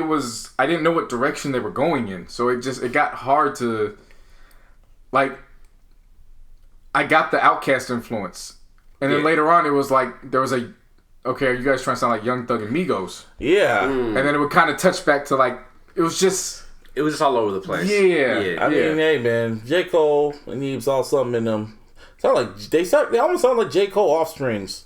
You know, very southern. They sound like his very southern ass cousins. Yeah. There's nothing wrong with it. Nothing wrong. Not at all. It's just for this effort. It sounded all over the place for me. But it was cool. It like we say, it's not bad. Yeah, it's cool. It's one of those things, like to me, anyways, where the songs are really fucking good. It's just as a collection. As like maybe if you put an entire piece of work, it's all over kind the of place. weird. Yeah. That's how I felt about it. You're cool. Anyway, so let's talk about someone that really fucking surprised me. Post fucking Malone. Boy. Everybody knows how I feel about that beer bongs and Bentleys. It wasn't a bad album. I went back and re-listened to it after I heard this album, and I was like, I don't know what JC heard, but you know. I went back and I looked at all the reviews, and I was like, oh, they're spot on with mine. Like I saw a lot of 1 stars for that album. Well, shit. Yeah, and I usually don't rely on reviews. I just gotta be like, okay, am I way off, or was I saw a lot of badass reviews for that album. At the same time, all right, you niggas need to get off your lawn. Yeah. Anyway, but this shit, before this album even came out, he was going on a whole streak of just hits after hits. First there was Sunflower. It's still on the damn charts. Yep. I just don't get it. Wow. Yep. Goodbyes. Just and he was just like hitting everybody. I'm like, okay, what's Post Malone getting us with some hits? And then they're like, oh, I'm dropping my album. This album, boy. I will say the only thing I have negative to say about this album is the first 2 tracks. Yeah. It kind of, I was like, all right, are we going down that road? Saint Tropez sounded dope though. Mm-hmm. It was just the combination following Hollywood's Bleeding. Yeah. But as soon as we got to Enemies, the baby is making a contender for feature artist of the year. Yes, man. he is. He is everywhere. First, I was gonna probably give it to Cole, but then the baby is literally almost on everybody's shit. He's on the main Panini remix where there's 24 of them motherfuckers coming out. Yeah, yeah. Seriously? That's what he said. He said, I got 25 remixes of Panini. I can't take him. Come on, man. He's gonna be, this is One Blood, man. Shit. He probably just said it, but we don't know. Hopefully. Circles is a great track. Die For Me with Future and... When I heard Die For Me, okay, I need to pause this shit. Oh, shit. When I heard Die For Me, stopped, looked around, I said, what the fuck is this? This is good. What the hell is this? This is incredible. This shit is amazing. Like, I want to shed a tear. It touched, it ain't even just good. Like, I felt what he was saying. Yeah. And then Future came on, and I was like, this is what Future's been missing this entire year. Post Malone? No. It's what we all believe what made Future great. Just how he could take the melodies, the harmonies, just everything he does on that record, make it his own, because he really made it. That part is his own. Like, I'm not gonna say he took over the song. Mm-hmm. It's just when he had his time to shine, boy, did he fucking shine. Yeah, he did. It was one of those ones where it kind of gets you upset too. It's like, damn, you haven't done this all year. Mm-hmm. You've had some decent tracks, but shit, where was this one? Right. And then you get Halsey. She was fucking singing. Everybody knows how Larissa gets down when it comes to new entertainment. I played 2 records for her. I played this, and then we'll get to take what you want. Yeah. But I played this one. When she heard Halsey's part, she sat down and said, what the fuck is this? Like, she resonated with that shit wholeheartedly. That song was fire. On the Road with Meek Mill. Meek has another contender to be featured artist. He was killing that shit. And then we get this shit. One. This shit right here. Take What You Want, featuring Travis Scott. Oh, I got mad. And Ozzy fucking Osbourne. All right. Oh my god! Okay, it's happening. I gotta preface something real quick. I was sick this whole past week, so I didn't really get to a lot of music. Yeah. But when you guys started bringing up that damn track with Ozzy, I was like, all right, I'm gonna try to give it a listen. I listened to that shit the entire fucking day. Yes. That is perfection. Yes. That song needs a Grammy, an Oscar. Give all the awards. Put it in a fucking TV show so it could get an Emmy. Shit, whatever the fuck you need to do. I'll tell you how mad I got when I heard this record. You got mad? What the fuck is this? I want to diss it, but I like it. Sounds like a DBZ. What the hell? Like, I legit was in the car, because I played this in the car. Oh my god. Oh my, like, bro. Oh, nigga. Ozzy's vocals sounded like, oh my God was talking to me. And I've been waiting, baby. Damn. The Travis Scott on that shit just... Man, it was just, and then the guitar solo in the end, it was just like Kane came in. Anybody who has anything bad to say about Travis Scott and his use of the shut the fuck up with that, this was shit. They were perfect for this. It's like Kane came in and did that whole fire shit. Yeah, and boom, that's what happened. It was crazy because I was thinking, I was like, I didn't say nothing in the group chat first. I was like, you know what? I'm gonna wait till the show to say how much I love this fucking record. And then I hit it too. And then I watched Shaun. Really? Did you? I watched Shaun C's YouTube, and he showed his reaction. And he was like, "Oh my god!" He had the stink face. It was when everybody started reacting. I was like, "Fuck, the cat might be out of the bag. I might have to just say how I feel now." And I was like, "Yo, this fucking Post Malone album is pretty fucking good." And then Busby's like, "Man, I've been wanting to say it, but that shit's fucking fire." That shit is fucking fire. Because you just kept going. You go staring at the sun featuring SZA. Like, yeah. Oh god. Yeah. And then you go to Sunflower. You're like, Sunflower's on here too. And then Internet, which was wrote by it was featuring Kanye, but that song sounded cool. Goodbyes with fucking Young Thug. It's just like, oh. And then you get to the last track, you're like, wait, he did do Wow. So the fucker. And he sold over like 400 something copies in his opening week. Well deserved. Like 490 something, or just about there. Almost. Just under gold. Yeah. Well fucking deserved, man. Yeah. What the fuck? We on our most disappointing albums last year, and now I told you guys when Wow came out, I was like, dude, he's got something. Yeah. You know what I mean? And like when because I put it on one of my playlists back then, and I was like, dude, this shit is actually fucking dope. Like, yeah. Like, you know what I mean? You just blew a fucking load on this fucking album right now. Yeah, we put a Bang Bros on this album. Thank you. Nah, man, but like I said, back to that fucking track though, man, because we gotta give that shit its proper fucking due. What more? No. That might be my favorite record of the year. Yeah, I will stand on the ledge and say it right now. Give me one more week maybe, but that might be my favorite record of the year. Same here. It was perfection. Yes. That whole track was just literally perfection. How I love Future Sex, Love Stone, I think she knows. That's how I feel about this record. Yeah. This record is just... Oh my god! And I've been... And it's one of those things where it's like, I caught myself because I was like, I want to get mad, like, why the fuck didn't you do on this last album? But then I told Larissa, I was like, I wouldn't have it any other way. This is how you bounce back. Yeah. Start slapping niggas in the face with this. Also, this is how you bounce. Like... me and Buzz were talking earlier, and he was saying something along the lines of, I can't believe the way he worked well with Travis, and I was like, bro, he did earlier this year. Yeah. I was talking about Ozzy Osbourne. No, that's the part I was on tripping on. But you said Travis at first, and that's kind of I know what you meant, but I was more like, how did he figure out to put Travis Scott and Ozzy Osbourne on the same record? So first, Travis Scott, like I was saying, hold on. Sorry. Like I was saying though, man, I was like, because the DJ Khaled album had that song "Celebrate" with Post and Travis, and it's like, to me that was like they were just getting used to each other, right? You know what I'm saying? It was like, okay, let's do this legit, the right fucking way, right? Without DJ Khaled. Yeah, get that nigga the fuck out of here. Yeah, but you gotta thank DJ Khaled because he probably sparked the seed. Yeah, he brought them together. If you really look at it, you know what I mean? Travis Scott did a record with Stevie Wonder and Ozzy Osbourne years apart from each other. I mean, I knew all bets were off when DMX did a song with Marilyn Manson. I know that. You know what I'm saying? Like, just I know what you're saying about. I just knew all bets were off. But back to back like that, you were two different type of artists. Ozzy Osbourne's a rock and roll icon. Stevie Wonder's just fucking Stevie Wonder. That's Stevie Wonder, man. What the fuck, Travis Scott? Yeah, you don't call Stevie Wonder an icon. You call him icon Stevie Wonder. Exactly. If you can see it or not. Yeah. But Post Malone, Hollywood's bleeding. God damn. It's a great fucking album. Yeah, you one of us now. I don't give a fuck if you're a rock star or not. You one of us now. Yeah. Hey man, but one of the funniest shit that from this album that I've been hearing is that Post Malone threw Ozzy Osbourne a bone. Like, who's that guy? Yeah. Like, come on, man. Yeah. Who's Ozzy Osbourne? Shit. Fuck. Anyway, another album dropped out of nowhere. Well, it wasn't out of nowhere. I knew he was coming. It's IDK. IDK. I don't know. But it's called Is He Real?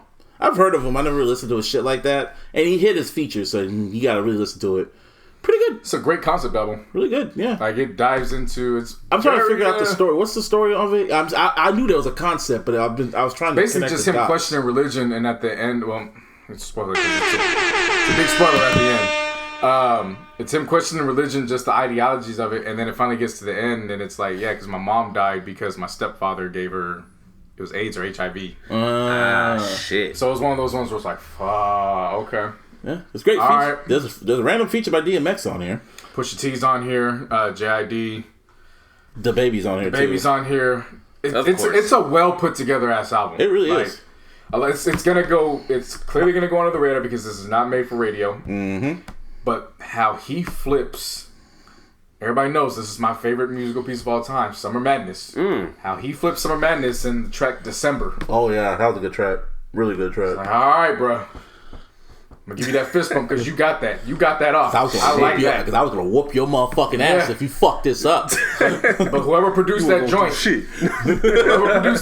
he got that off. And he flipped it nicely. Damn. In a way that it's like, you just like hearing samples in a ways that you just never thought you could hear them. Yeah. That's what happened here. And I was like, yeah, hats off. Which track is that? December. Yes. I remember that shit. Yeah. But it's one of those joints where you can't skip. I will go straight to it. You gotta play it all the way through. Because as soon as it ends, it's gonna go right back to the story, and you're like, what the fuck's going on? Yeah, it's one of those tracks that just bleeds into the next ones. Good, it's a decent album. Cause I remember Wale fucking told me when I was saying, I think I said Igor's still the best album of the year. It's like, hey, my album and IDK's album's still coming, and I was like, oh. And speaking of Wale, he announced his album's coming October 11th. Whoa. I think it's called Therapy Sessions or Wow. That's for sure. I think that's what it's called. One of those. Yeah, can't wait for that. Nice. Looking forward to it. Boom, boom, boom, boom, boom! And I've been waiting, baby. You're just some rapping ass niggas, man. Before we get into this one, did y'all hear the Sky Zoo joint with all of them? Nah, not yet. I'm gonna get to that. Like I said, I've been sick. I have an excuse. Okay, I've been working. I'm not going to play the whole thing, so don't get scared. I just want to play the beginning, so that way you guys know what the fuck you're about to be stepping into. That ribbity rap shit, or is it just some gritty shit? Both. This is Sky Zoo. I know Sky Zoo. And Pete Rock, because they're dropping a project this week or next week. Oh shit. Oh, so we just rapping with the entire Griselda. Is it on the playlist? Is it on the playlist? Okay. That's all we get. Oh my God! Okay, it's happening. Everybody stay calm. What's the procedure, everyone? Yeah. What's the procedure? Stay calm. And that's all we get. That's all you got to hear to know. Okay, all right. That's some rapping. The title is called Eastern Conference All-Stars. Oof. Put that back. Shit. Yeah, I'm not playing, Give me what I want. That is on the playlist, which has been updated. You can catch that everywhere now. Sky Zoo and Pete Rock are dropping a project, and that's going to be on it. So, Conway, boom, boom, boom, boom, boom. Look what I've become. That's what it's called. Bruh. These niggas just rap, man. That's all they fucking do is just Didn't rap. you say that you Seriously. feel he released this just to piss off Shannon Sharp? I think so. I really believe so. And especially with the title, Look What I Become. You know what I mean? He's talking about, or what you call Shannon Sharp was down playing Buffalo. Okay, look what I become. Shannon Sharp got to stick to I mean? sports and got to stick to football and Nicole Murphy. And not basketball. No. And don't ever talk about basketball again, because he's on LeBron's nutsack. Yeah. Tough. This album, though, boy. Rippity rap rapping. Rap. Rap. No Like women, no real kids. I mean, fucking no women, no rap. kids. I was like, all right, dog. This is where we're going again, huh? All right, nigga. The world is Griselda. Yeah. Y'all, the Buffalo Bills deserve to be 2-0 right now. Like, I get it. Yeah. It's a wrap. Tito's back with both of them. Yup. Coming on features. And then Jim Jones and Dave East on this motherfucker on Vino D. Yup. Or Vino D. Okay. I mean, I asked this question earlier to Martine. Do you think Griselda has a title to be Label of the Year? yes. Yeah, over Dreamville? Yes. Yeah. They've been releasing quality shit. West Side Gun's project was the only one where I was like, Yeah. And even then, I was like, it's a good record. And I So, think Conroy's about to drop another album next month. I think that's gonna be his Shady debut. So you get co-signs from Hove, who's on Rock Nation. You have a deal with Eminem, and then you still moving independent. I mean, he's still rocking with your boys too. Yeah. You know what I mean? Like, Yeah. I mean, the thing of it a is, lot has to be said about that. to me, Benny arguably has a top 10 project in the plugs I met. Like, easy. Yeah. No, I'm with you. Like, It's definitely up there. you know for what I'm sure. saying? Like, I went back and replayed it this weekend, and I was like, okay, I praised it when it came out, but I'm hearing something different this time around. Like, them niggas been hitting. Like, even when West Side Guns miss, his miss is like Steph Curry hitting a 3 that touches the rim. Oh, that's his miss. You know what I'm saying? Yeah. He touched the rim, but the shit still went in. Still got it. You know what I'm saying? Like, it's still 3 points. Yeah. But yeah, Conway, man. That's just some rapping ass niggas, man. And it's what the culture needs right now. All right, well, it's time to be mad again. Yeah. You're the Weezy. Man. Yeah. So last year set this up. Carter 5 dropped and JC was happy. I was happy. Well, we're not gonna say quite happy, but satisfied. Yeah, you know, it's what you wanted, it's what you needed from Lil Wayne. I enjoyed the album. I loved the album. I was satisfied. I still love that album. So, but then a report came out. Well, not a report. I was scrolling through social media, and all of a sudden I see trending topic Lil Wayne. I'm like, all right, well, it could be one of the things. I got a DM. Unfortunately, he might be sick again. So let's see what it possibility. Is. He was sick. All right. The Carter 5 original album was projected to be that. It leaked. Someone DM'd me the leak to the shit, and I was at work. I was working all week, so I kind of didn't listen to music either. I was like, oh, that leaked. I'll listen to it later, and I never got around to it. I played that shit, and I was pissed off. Did you go out for a walk? No, I just continued When you played that shit, I was pissed off. I just continued watching football, and it made me feel better. But when I heard it, I was extremely pissed off because you want to talk about ice cream paint job, Wayne. This was rapping. The tracks that JC played. God. The tracks that JC played. This is one track. What's it called with Big Sean? Mute. That was a hit. Is a hit. Just Chill with Justin Bieber. Is a hit. Hose with Christina Milian. Hit. There was another track you were playing when he was just rapping. The grimier extended version of Mona Lisa with Kendrick. That one. When was the Life of Mr. Carter? Life of Mr. Carter. Bruh. The way he was rapping on that one track, I had the stink face. I was like, oh my God. And I was trying to come up with reasons why this didn't come out. I was thinking, okay, well, shit. He recorded so much material, and he did say that he had no control. He let Mac Man pick the tracks and sequence the album. So blame him. Or shit, he recorded so much he forgot that he had those. And he, or Birdman still has the tracks. Or, he couldn't pay the producers. I don't know. Or they just didn't know who produced it. I mean, no. The Birdman shit probably happened.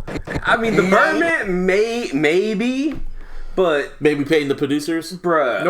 No, I don't think he had a problem with any fucking thing. I just don't know what happened, and I'm not gonna get myself upset by thinking about why. Lil Wayne had a ball, and he dropped that shit. You feel me? Maybe that was supposed to be on the funeral. That's one other thing I said. Oh yeah. No. You did say that. Maybe. No. He said that album's done. But that could be the album. Nah. Was he saying C5 on it? On some of the tracks? But see, the thing is, we would have known if that was. This wouldn't have been released as Carter 5. Well, maybe it would have been released as funeral session leaks. Right. Or someone just got, or maybe these were the tracks that he used for Carter 5 and they're going to transition to the funeral. I don't know. For the record, there were a lot of bics being started up at the beginning of these tracks, so you know what was going on. He was lighting that lighter. Yeah. You know what the fuck was going on. He was going off. He was lit. And the thing is, Wayne probably don't even remember these tracks because he records so much. Seriously. That's the crazy part about it. And this reminded me of the when Carter 3 dropped. And I remember listening to it. I'm like, where are the tracks that leaked? Because those tracks were fire. And I remember going back listening to the Carter 3 leaks. Oh my God, them tracks were fucking fire. That was more fire than Carter, like the Carter 3 we got now. Yeah. Still is to this day. Yep. Well, just be happy it's out. Carter 5. So I'm happy I got these leaks. Yeah. Shit. I'm gonna download the shit when I get home. Cause I'm telling you, someone sent it to me. Shout out Sharky Tank if you're listening. He sent it to me. He's like, "Yo, the original version of Mona Lisa's on here," and I was like, "Oh, dope." And I just went about my life. I was like, "Oh, Carter 5 links," and I remember seeing people tweeting about it, but no one was really talking about it. But I was also doing shit and having a life. So yeah. Yeah. Yeah. Damn, y'all sound depressed. I mean bruh. I mean, you heard what I heard. You heard. I'm just not trying to think about it. Are you going to sequence the tracks? Possibly. That's the thing too. I mean, both I'm sure you are as well, but I mean, me and JC are huge Lil Wayne fans. You know what I mean? Like, I was so happy we dropped it and it was good quality shit because you were going in. I remember last few years ago saying he needs to retire, and then I had my Eminem moment with Kamikaze, and I was like, yes. And then Carter 5, and you were happy. I'll say this as the final statement from myself on this matter.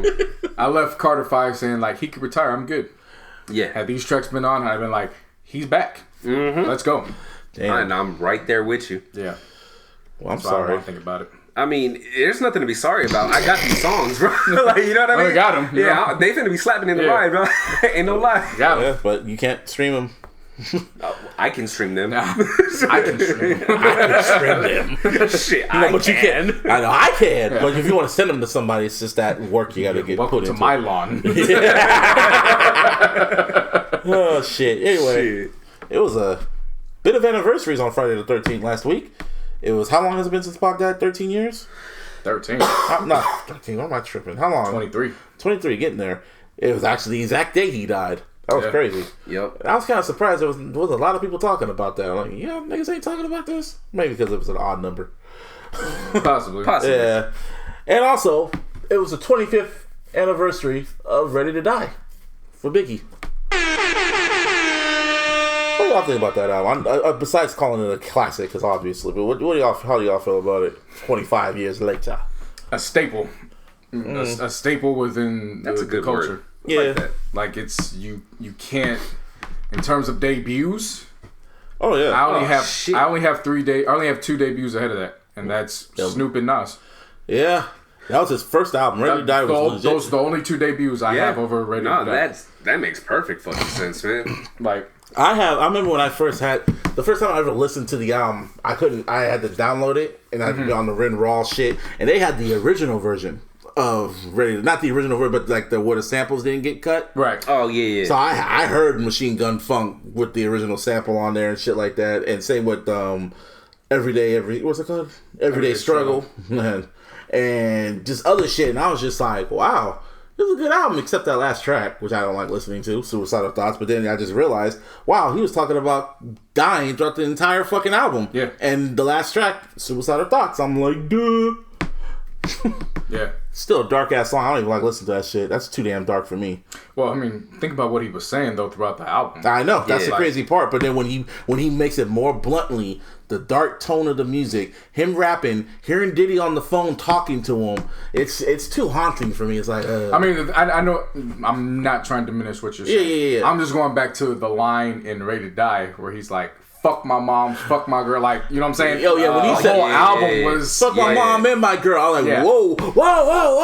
I remember I was rapping, I was like, yeah, fuck. Well, he said that. You gotta remember. No, wait. You gotta remember, he said that in just 4 songs earlier. He was like, don't ask me why I'm fucking stressed. My mom's got cancer in her breast. Things done changed. Like, literally, like, he did say that. Yeah. It was a fucking whirlwind. Like, and then give me the loot after that. Yeah. The Machine Gun Funk. Bro, the name of the album is Ready to Die. Yeah. With like, a baby you know what I'm there. saying? You know? And great. And then the only tracks I don't like but it's like I end up finding myself skipping is the original version of One More Chance. You know what I'm talking about? Yeah. Oh, baby. And because I'm so used to hearing, the one that we all know. All the women in his life singing the goddamn book. And fucking Respect. I don't really like Respect. Oh, you don't like Respect? Yeah, the beat, it sounds dated. Well, dated. It came out in I know 90. I know, but some songs don't. The rest, some of the tracks are timeless, but Respect, it just. I still get the stink face when I hear it just. I think it's the beat. It's the beat I don't. As soon as I hear that shit, I'm just. The beat I don't like. Shit. The beat I don't like. Oh yeah, I told Martine about this shit with Unbelievable. How do you damn? I can still listen to it. I know because his voice is high pitched, so it's just sampled like it. Yeah. That's what I was trying to convey when we were talking about all that shit way back. It was like, I don't want to listen to him, but it's like, for me, I just have my empathy levels they're overly high. Like, I'm highly empathetic, and that could be a gift and a curse in my end. It's just, I just think about the artists that had nothing to do with that. And it's like, they were like, again, it goes back to Usher and Same Girl. It's like, I was able to put that on the playlist because it's like, number one, we now know that R. Kelly was not sharing the same girls with any woman. So that story does not sound true at all. Number two, it's fucking Usher. You know what I'm saying? Like, I'm not gonna punish Usher for this motherfucker's sins. You know what I'm saying? I get you. Yeah. But speaking of unbelievable, I told Martine this shit. I'm surprised no one ever put 2 and 2 together. So Michael Jackson's Invincible album came out back in 2002, and the first track was produced by Rodney Jerkins called Unbreakable, and it's literally the same. It's an updated version of Unbelievable. Yeah. Same fucking beat. A lot of people forget that. And what's crazy about it is that he didn't credit Rodney, not Rodney, DJ Premier at all. A lot of people forget that Big's on fucking History, ain't he? Yep. Yeah. He's on. He's not even credited. Fuck. This time around. Yeah. And he cusses on there too. I'm gonna kill a nigga. I ain't joking. Like I'm gonna know my nigga bike like that. I always like to have this conversation with people because I just want to see how far they're where the temperature's at. What do you mean? Big or Method Man on the what? Who won in your eyes? Biggie. Damn. Damn, that's a rough one. It was pretty even, but I preferred Biggie depending on my mood. Yeah, that's what I would say. I would think that it goes to preference. You know what I'm saying? Because like we talked about this. See, to me, Big had a nice bounce back in verse 2. But Meth just put it on his ass in verse 1, where it was just too much to overcome. What saved Big was the rhyme scheme for like the placenta. Just how he rhymed it all consecutively. But that fucking soon as that nigga came on, said THOD man and started going, I was like, yo, this like the beat was grimy too. One of my favorite features of all time in hip hop. Period. I mean, Method Man is underrated as fuck, bro. Like he is. They really gotta put some respect on that motherfucker's name. Like, of course, seriously. It's so crazy to realize that. Yeah, Big Daddy Kane, either Rakim or Big Daddy Kane passed on the warning beat. That's wild. I want to do a segment where we just do some research and we just find out random facts about shit. Just who passed on what. Shit. I know D12 passed on the In the Club beat. Mm-hmm. Wasn't there someone else that passed on the In the Club? I think it was Rakim. Yeah, Rakim did too. Yeah. Yeah, well, that's probably why his album was shelved. The story of Jeezy passing on what later became Can't Tell Me Nothing is incredible. What's the gist of it? Because we all know Jeezy's like the ad-libs are on there. Yeah. The gist of it is that he was working on it for the recession. So he had already been working on the recession for like years in advance. Because obviously Graduation came out a year before recession. Yeah. So he had already been working on that shit for a while. Mm-hmm. So T.I. was already on it. Toomp edited it, and they had already got it set. So he wanted to give it to Kanye to get a verse. Kanye then flipped it to the way it was now. Wow. And it was like the day before Jeezy had to turn the album into Def Jam. He's like, okay, I appreciate it, thanks. He's like, but I don't know what to do with it right now, so like, let's just keep it on the back burner. Mm-hmm.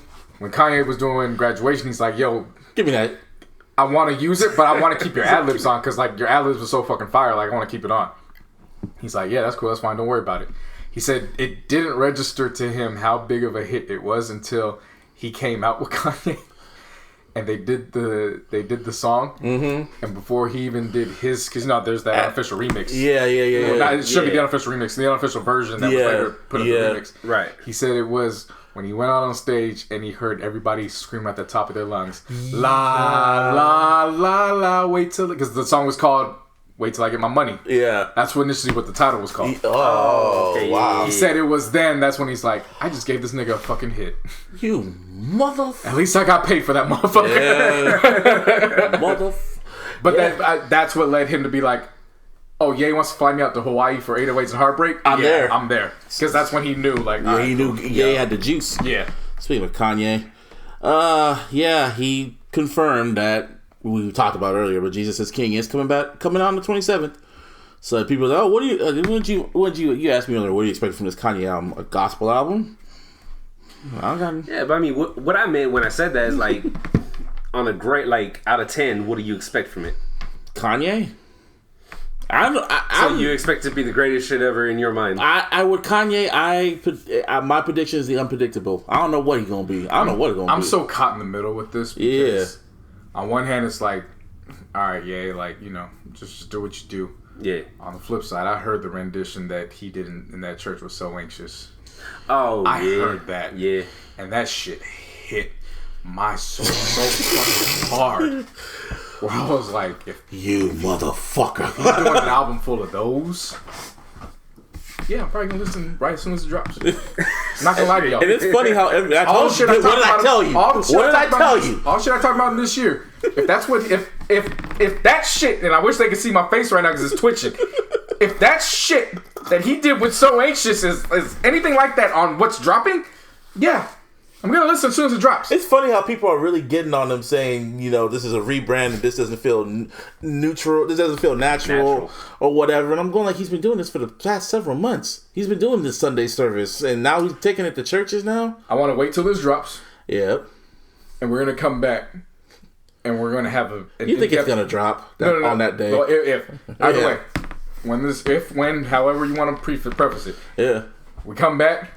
We come with a full-fledged list so we can make an official list of the rebrands. Oh. We gotta have that fucking conversation now. Of what Kanye did? Just any fucking rebrand in general. I'm not talking about hip-hop specifically. All the fucking rebrands. Like, that's something we have to do before the end of the year. Because I feel like a lot of people are sleeping on certain people, and I will just name them off the record so that way you guys know where I'm coming from. I feel like motherfuckers are sleeping on certain ones, and I'm like, y'all just don't know. Y'all think it's sweet now, but 10 years ago, it wasn't that. Yeah. It just wasn't. It's just crazy seeing how people are just talking shit about it, and it's just like, doesn't this feel kind of weird? I'm like, dude, I remember on the BET Awards when he performed Jesus Walks. I was like, Jesus Walks felt weird, and then with Yolanda Adams. Yeah.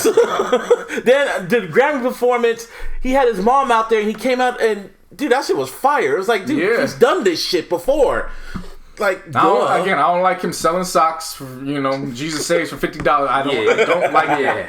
So don't get me wrong, I'm not. Get out of here with that. I'm not forgetting that. They kept him off Twitter. He's been quiet. Yeah. All I'm saying is, I heard what he did with them harmonies and melodies from So Anxious. He's Kanye West at the end of the day. I heard that. Right.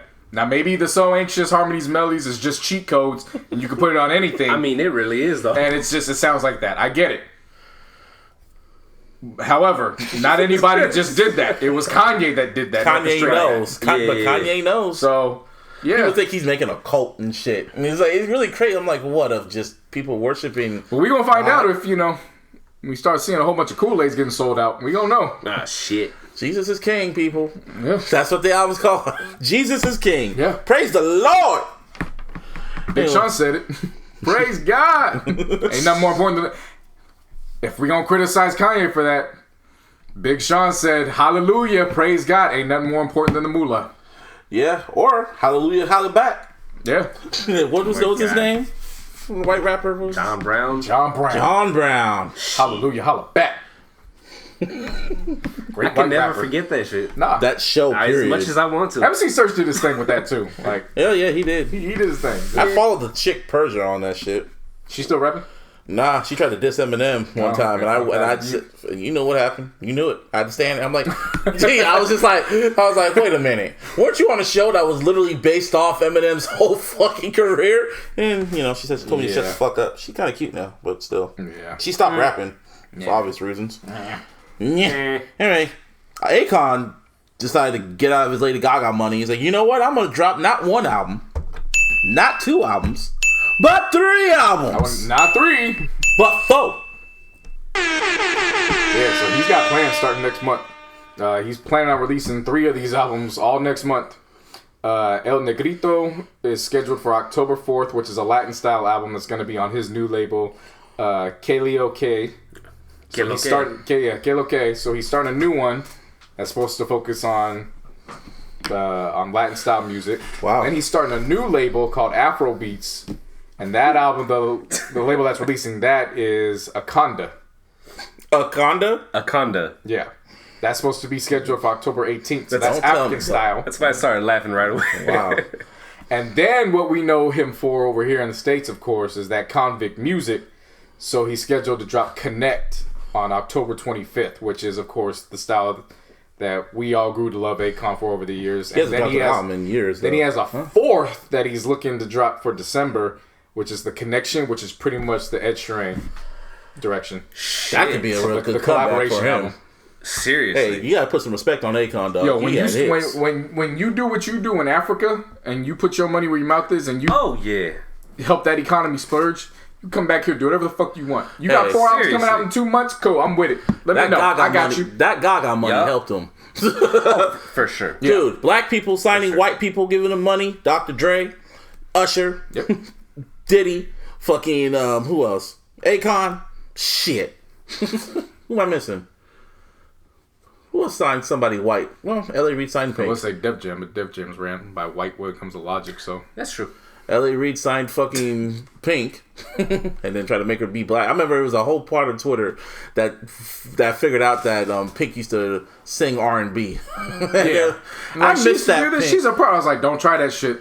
It's too late. The grace period of bitch you complain is over. It's a wrap. Don't try that shit. I wish she dropped just one album when she did that again. Because I missed, she was good at that. Yeah. But, and she has a bunch of hit records. Just one time, just an EP maybe. Just to show people, I can still do this shit if I want to. Yeah. But that's not who I am. But I know it's not who you are, Pink. Just for me.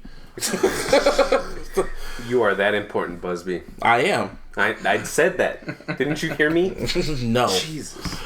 On some final notes, we want to send prayers up to Corrupt. He's better now, supposedly. He's back. Yeah. Yeah, he's back. Yeah. And an album dropping.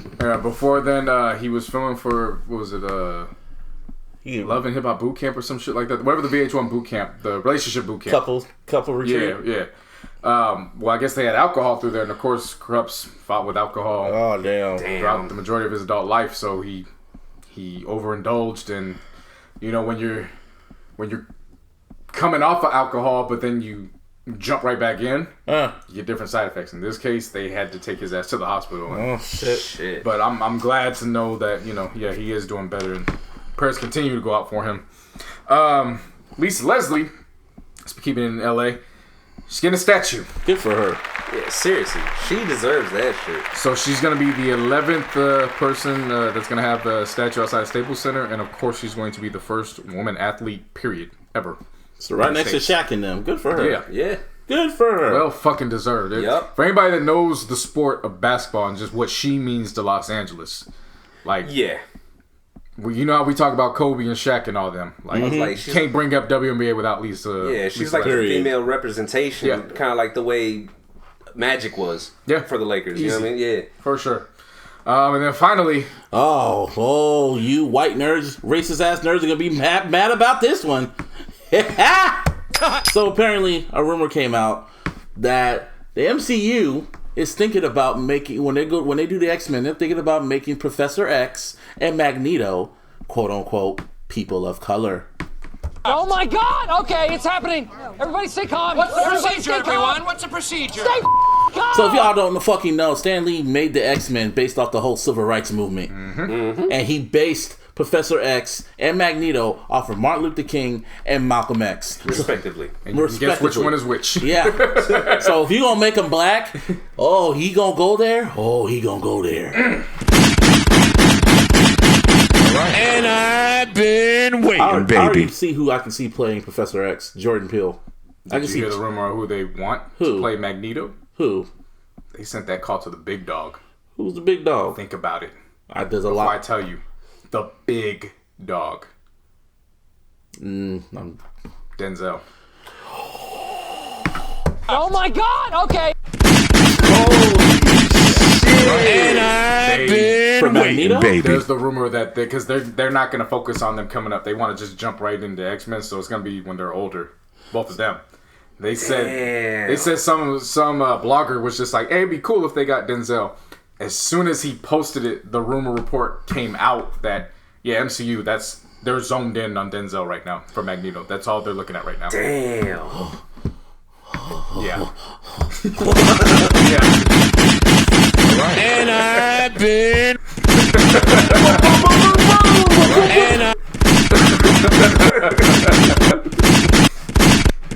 You saw the racist woman to your lawn. Welcome to my lawn. Oh my God! If Denzel gets MCU money. Nah, you can't tell me. They already got Scarlett Johansson. You can't tell me shit. They already got big titty fucking. They already got big titty. Selma Hayek. If you who just thought, turned 53, by the way. Yes. Oh Lord. Oh, yes, she did. Lord. Can't wait for her to turn 55. She gonna. Hey. If you thought niggas was wilding out for Black Panther, by any means necessary. You wait until Denzel gets officially casted as Magneto. Oh my! It's a wrap. That is your highest grossing MCU film when it drops. Easy.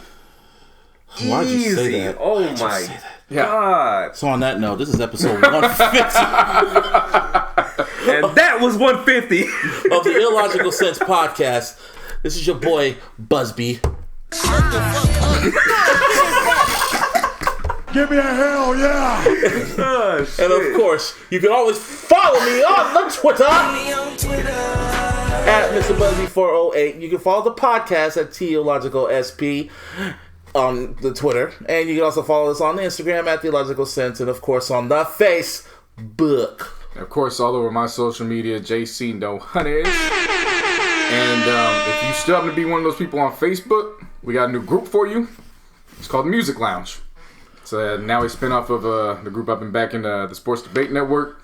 So we're going to actually be putting some of our podcast-related content is actually going to be starting to be funneled through that group. Yep. And some other stuff. So Music Lounge on Facebook. Of course, all the playlists still up. Everybody had fun with that DMX joint. Everybody had a good time with that DMX joint. I didn't listen to it, but I already know. Come on, expecting that. It's DMX. Well, no, man. I was just expecting a different response, but how I did it was I started off with the prayer 3, and then midway I did the prayer. Oh, so it's prayer 3 was the best one. Yeah, prayer 1 was the best one. Yeah, everybody was like, yeah, we needed that. You know, it's so wild. That shit works. In NFL, they played. It's still wild to me. They were playing the fucking commercials for SmackDown being on Fridays and shit. Oh yeah, that was so wild. And they announced, it's going to be the WWE draft. I'm like, announced on the NFL, knowing that the boss of the WWE is making your competition. NFL don't give a fuck as long as you bring that money. Yep. Seriously. NFL Fox only knows money. Yep. Fox too. Mm-hmm. And on that note, you can follow me on all my social media at BeatsBeKillingThem and search Venomous, spelled VNMS, on all your digital streaming platforms. Play that shit when you're going to sleep too. Put on repeat. Yeah, I've done that 2 times for you. Thank you. I appreciate that. Put that shit right on repeat. That's my boy. That's my dude. You feel me? I do that shit tonight too. I'm doing that with a bunch of people too. Like if anybody needs some spins, just add on. Like I do that with Karina every now and then. I see how you is. I have no issue. Well, you never asked. I have no issue playing your shit on repeat when I go to sleep. Like I'll get you the spins, man. Don't matter to me. For sure. We out this bitch. Yeah. Like. Peace.